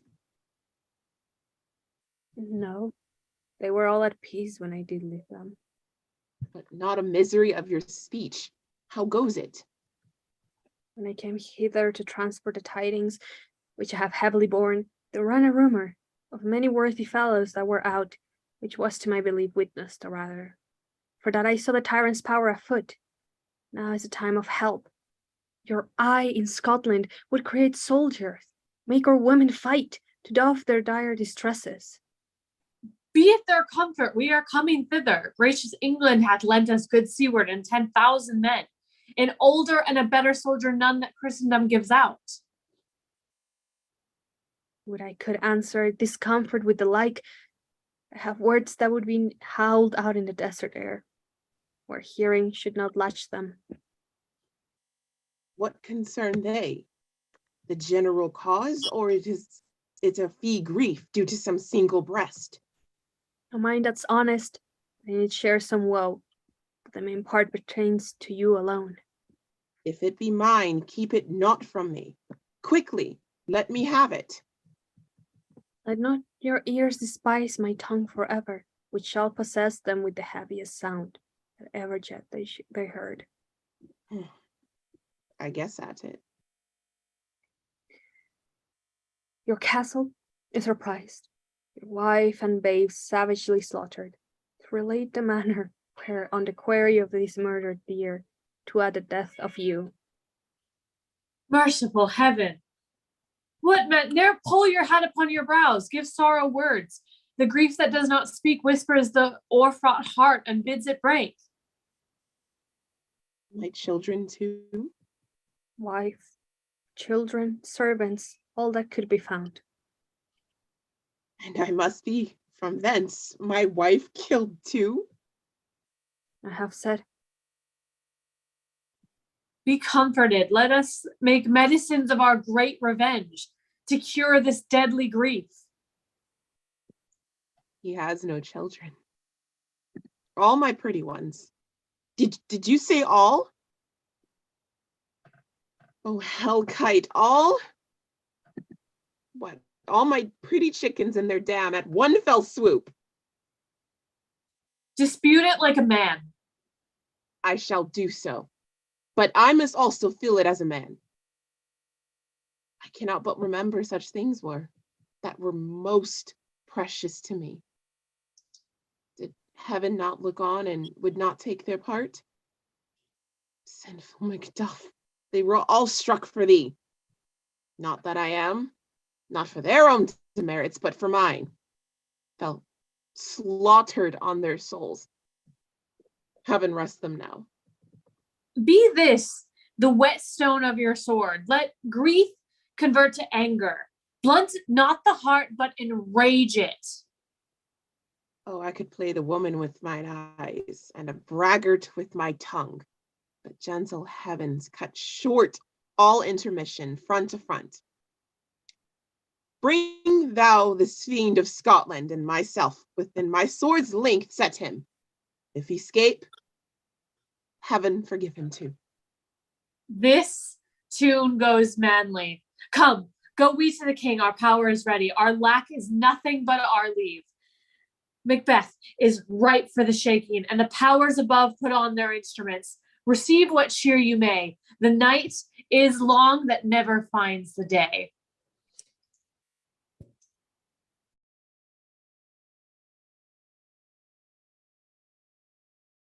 A doctor and maid wait outside the queen's chambers.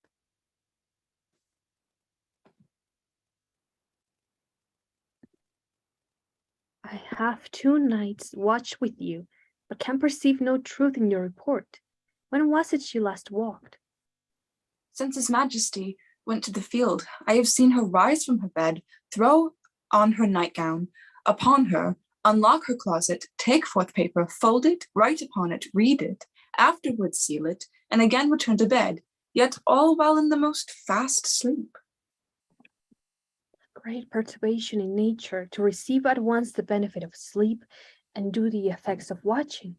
In this slumbery agitation, besides her walking and other actual performances, what at any time have you heard her say? That, sir, which I will not report after her. You may to me, and it is most meet you should. Neither to you nor anyone, having no witness to confirm my speech.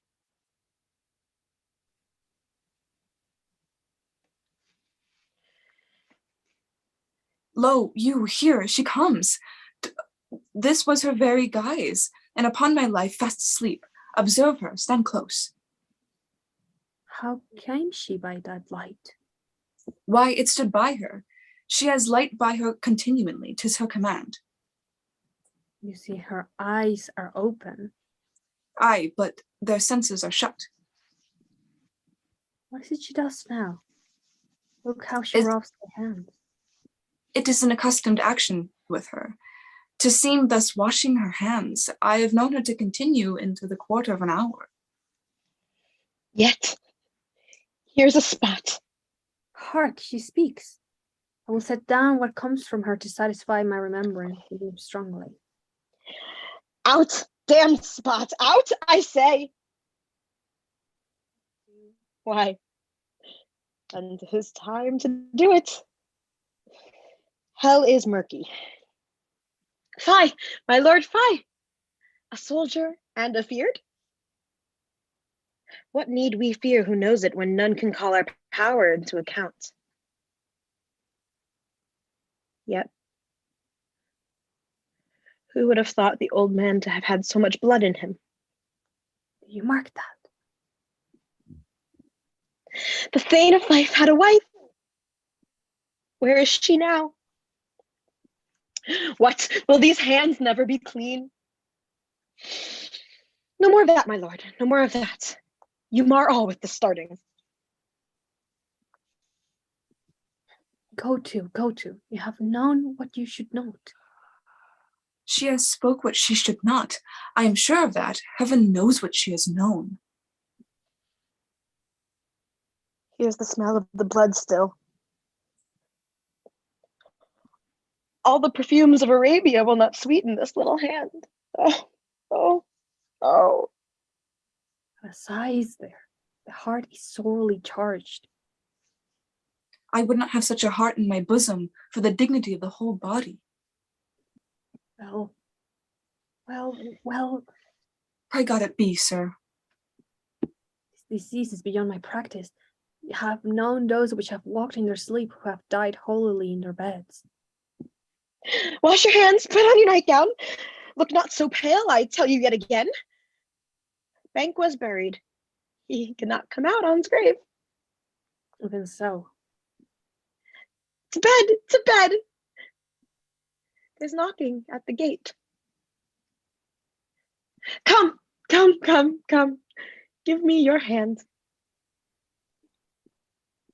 What's done cannot be undone. To bed, to bed, to bed. Will she go now to bed? Directly. Foul whisperings are abound. Unnatural deeds do breed unnatural troubles. Infected minds to their deaf pillows will discharge their secrets. Or needs she the divine and the physician? God forgive us all. Look after her, remove from her the means of all annoyance, and still keep eyes upon her. So good night. I mind she has mated, and amazed my sight. I think, but dare not speak. Good night, good doctor.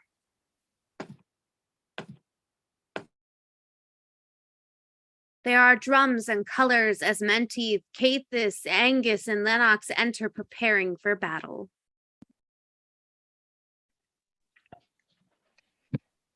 The English power is near, led on by Malcolm. His uncle Seward and the good Macduff. Revenge is burned in them, for their dear causes would to the bleeding and the grim alarm excite the mortified man. Near Burnham Wood shall we meet them. That way are they coming. Who knows if Donalbain be with his brother? For certain, sir. He is not. I have a file of the gentry, where the steward's son may unruff youths that even now protest their first of manhood. What does the tyrant? Great Dunsinane he strongly fortifies. Some say he's mad. Others that lesser hate him do call it valiant fury, but for certain he cannot buckle his distempered cause within the belt of rule. Now does he feel his secret murders sticking on his hands? Now, minutely, revolts upbraid his faith breach. Those he commands move only in command, nothing in love. Now, does he feel his title hang loose about him, like a giant's robe upon a dwarfish thief? Who then shall blame his pester senses to recoil and start, when all that is within him does condemn itself for being there? Will march we on to give obedience where 'tis truly owed. Meet we the medicine, the sickly weal, and with him pour we in our country's purge each drop of us. Or so as much it needs. To do the sovereign flower and drown the weeds, we make our march towards Burnham.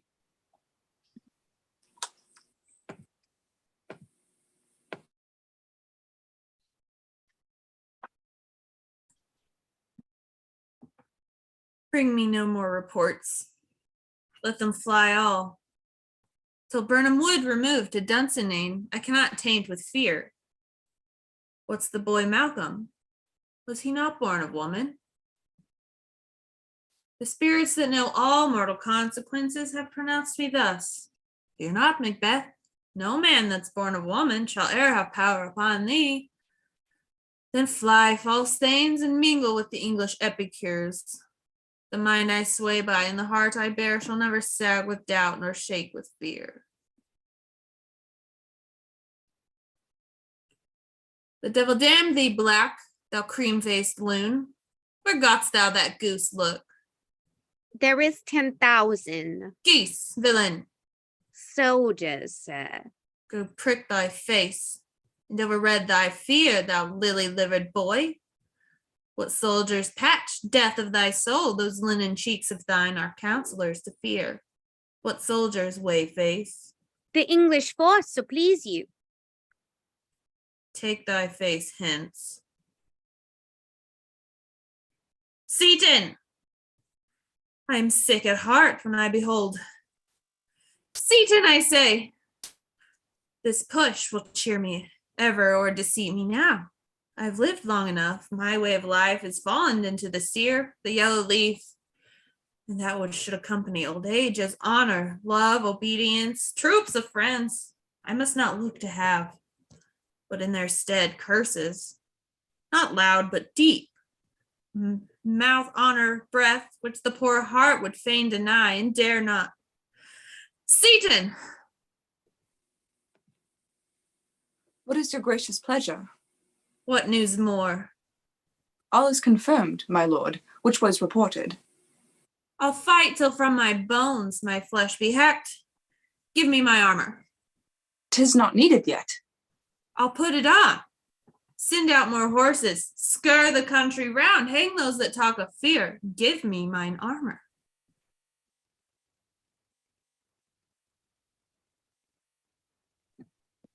How does your patient, doctor? Not so sick, my lord, as she's troubled with thick coming fancies that keep her from her rest. Cure her of that. Canst thou not minister to a mind diseased? Pluck from the memory of rooted sorrow, raise out the written troubles of the brain, and with some sweet oblivious antidote cleanse the stuffed bosom of that perilous stuff which weighs upon the heart? The reigned patient must minister to himself. Throw psychic to the dogs, I'll none of it. Come, put mine armor on, give me my staff. Seaton, send out. Doctor, the thanes fly from me. Come, sir, dispatch. If thou couldst, doctor, cast the water of my land, find her disease, and purge it to a sound of pristine health. I would applaud thee to the very echo that should applaud again. Pulled off, I say, what rhubarb, chyme, or what purgative drug would scour these English hence? Hear'st thou of them? Aye, my good lord, your royal preparation makes us hear something. Bring it after me. I will not be afraid of death and bane till Burnham Forest come to Dunsinane. Were I from Dunsinane away and clear, profit again shall hardly draw me here.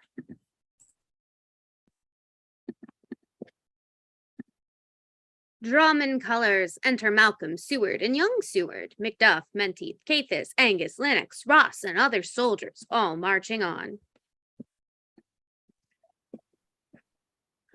Cousins, I hope the days are near at hand, that chambers will be safe. Without it, nothing. What wood is this before us? The wood of Barnum? Let every soldier hew him down a bough and bear it before him. Thereby shall we shadow the numbers of our host and make discovery. We learn no other, but the confident tyrant keeps still in Dunsinane and will endure our setting down before it. 'Tis his main hope, for where there's advantage to be given, both more and less have given him the revolt. And none serve with him but constrained things whose hearts are absent too.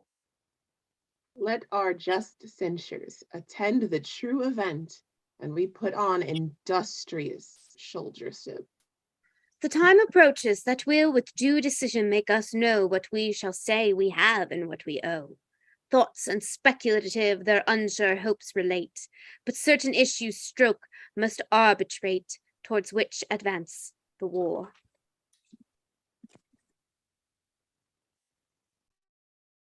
Enter Macbeth, Seaton, and their soldiers with drum and colors. Hang out our banners on the outward walls. The cry is still, they come. Our castle strength will half a siege to scorn. Here let them lie till famine and the ague eat them up. Were they not forced with those that should be ours, we might have met them dareful, beard to beard, and beat them backward home. What is that noise? It is the cry of women, my good lord. We've almost forgot the taste of fears.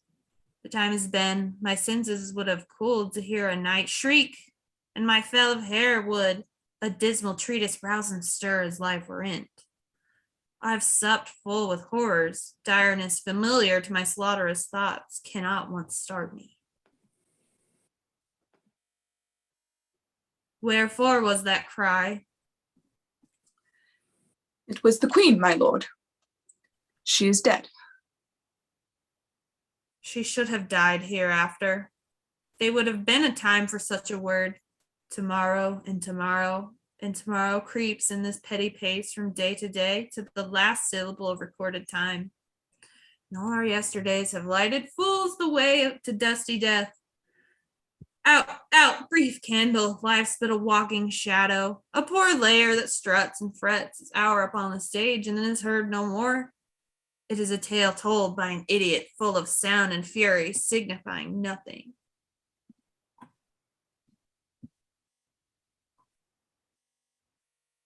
Thou comest to use thy tongue, thy story, quickly. Gracious my lord, I should report, to which I say I saw, but do not know how to do it. Well, say, sir.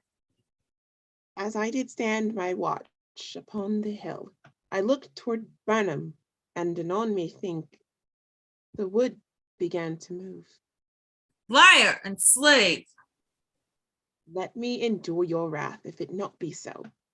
Within these 3 miles you may see it coming, I say, a moving grove. Thou speakst false. Upon the next tree shalt thou hang alive, till famine cling to thee. If thy speech be sooth, I care not if thou dost for me as much. I pull in resolution and begin to doubt the equivocation of the fiend that lies like truth. Fear not till Burnham Wood do come to Dunsinane, and now Wood comes toward Dunsinane, arm, and out. If this which he avouches does appear, there is nor flying hence, nor tarrying here. I begin to be aweary of the sun, and I wish the estate of the world were now undone. Ring the alarm bell, blow wind, come rack, at least we'll die with harness on our back. Drum and colors, Malcolm, Seward, and Macduff and their army approach with boughs and branches.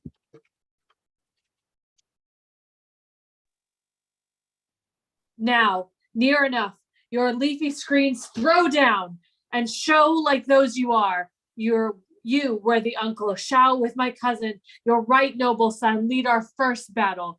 Worthy Macduff, we shall take upon one else's remains to do according to our order. Fare you well. Do we but find the tyrant's power tonight, let us beaten if we cannot fight.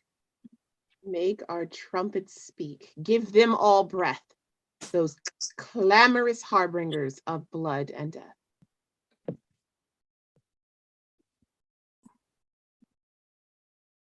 They have tied me to a stake. I cannot fly, but bear-like I must fight the course. What's he that was not born of woman? Such a one am I to fear, or none? What is thy name? Thou be afraid to hear it. No, though thou cause thyself a harder name than any is in hell. My name's Macbeth. The devil himself could not pronounce a title more hateful to mine ear. No, nor more fearful. Thou liest, abhorred tyrant! With my sword I'll prove thou liest, speakest! The two fight, and Macbeth kills young Seward. Thou wast born of woman, but swords I smile at. Weapons laugh to scorn, brandished by man that's of woman born. That way. Noises. Tyrant, show thy face. If thou be slain with no stroke of mine, my wife and children's ghosts will haunt me still. I cannot strike at wretched kerns whose arms are hired to bear their staves. Either thou, Macbeth, or else my sword with an unbattered edge I sheathe again, undeeded. There thou shouldst be. By this great clatter, one greatest note, seem broodied. Let me find him, fortune, and I beg not. This way, my lord. The castle's greatly rendered. The tyrant's people on both sides do fight. The noble thanes do bravely in the war. The day almost itself professes yours, and little is to do. We have met with foes that strike beside us. Enter the castle, sir.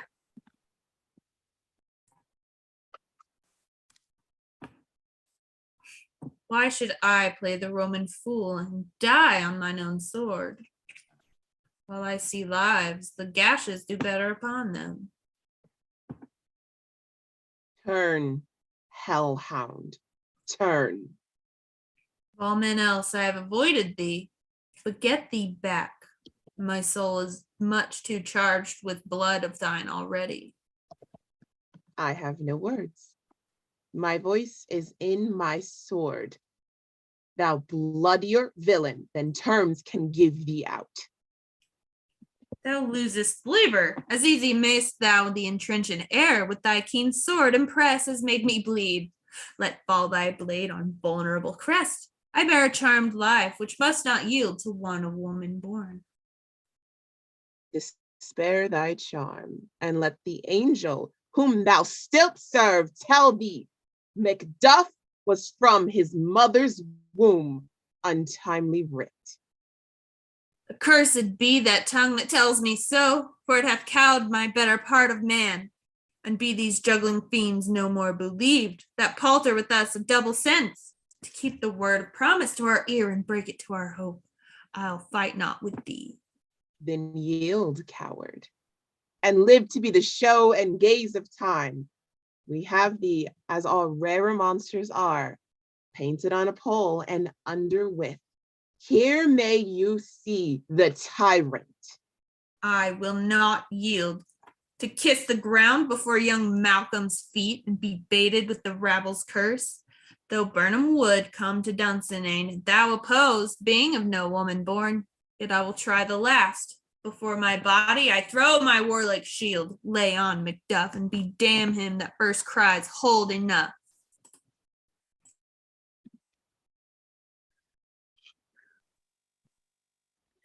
I would the friends we missed were safe arrived. Some must go off, and yet by these I see, so great a day as this is cheaply bought. Macduff is missing, and your noble son. Your son, my lord, has paid a soldier's debt. He only lived but till he was a man, the which no sooner had his prowess confirmed in the unshrinking station where he fought, but like a man he died. Then he is dead? Aye, and brought off the field, your cause of sorrow must not be measured by his worth, for then it had no end. Had he it hurts before? Aye, on the front. Why then, God's soldier be he. Had I as many sons as I have hairs, I would not wish them to be a fairer death. And so his knell is knolled. He's worth more sorrow, and that I'll spend for him. He's worth no more. They say he parted well and paid his score, and so God be with him. Here comes a new affront. Hail, King, for thou so art.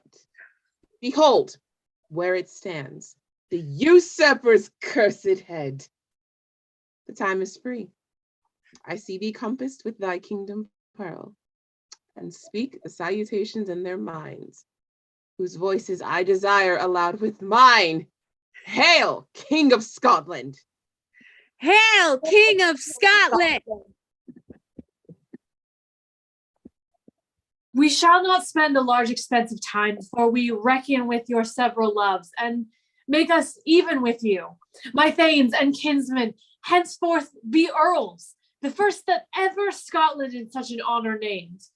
What's more to do which would be planted newly with the time, as calling home our exiled friends abroad that fled the snares of watchful tyranny, producing forth the cruel ministers of this dead butcher and his fiend-like queen, who, as 'tis thought by self in violent hands, took off her life, this and what needful else that calls upon us. By the grace of grace, we will perform in measure, time, and place. So thanks to all at once and to each one whom we invite to see us crowned as Scone. The end of William Shakespeare's Macbeth. Viewers, it's time to give it up for our wonderful cast. First up, making her debut performance with the Bard Coven as Lady Macduff, amongst many others, it's Maisie Inman. Next up is our troupe's artistic director, who tonight tackled the roles of Witch Number 1, Ross, and numerous others. It's Marcia Ruiz. Now, she's our showrunner and made her Bard Coven directorial debut with this show, while also playing Banquo, Hecate, the Porter, and others. It's Magical Molly. Yet another Bard Coven debuter in the role of Malcolm and Witch Number 3 and others. It's Britt Alexandria Sims. Returning once again to the Bard Coven stage as Witch Number 2 and the Valiant Macduff. It's LGBRiTea. Now, give it up for our Lady Macbeth, Elizabeth Zarb. And finally, put your hands together for the star of our show, the ill-fated King of Scotland. It's spookyxmal. And thank you to our assistant showrunner, River Mead. Thank you so much for joining us tonight for our production of the Scottish play. This stream will stay up after the live ends, so we encourage you to share the link and promote free and accessible theater. And make sure to follow us on Instagram at the Bard Coven. Next month, on September 17th at 9 p.m. EST, we'll be putting on a production of Henrik Ibsen's masterpiece, A Doll's House. If you're interested in joining the Coven, all of our information can be found in our Beacons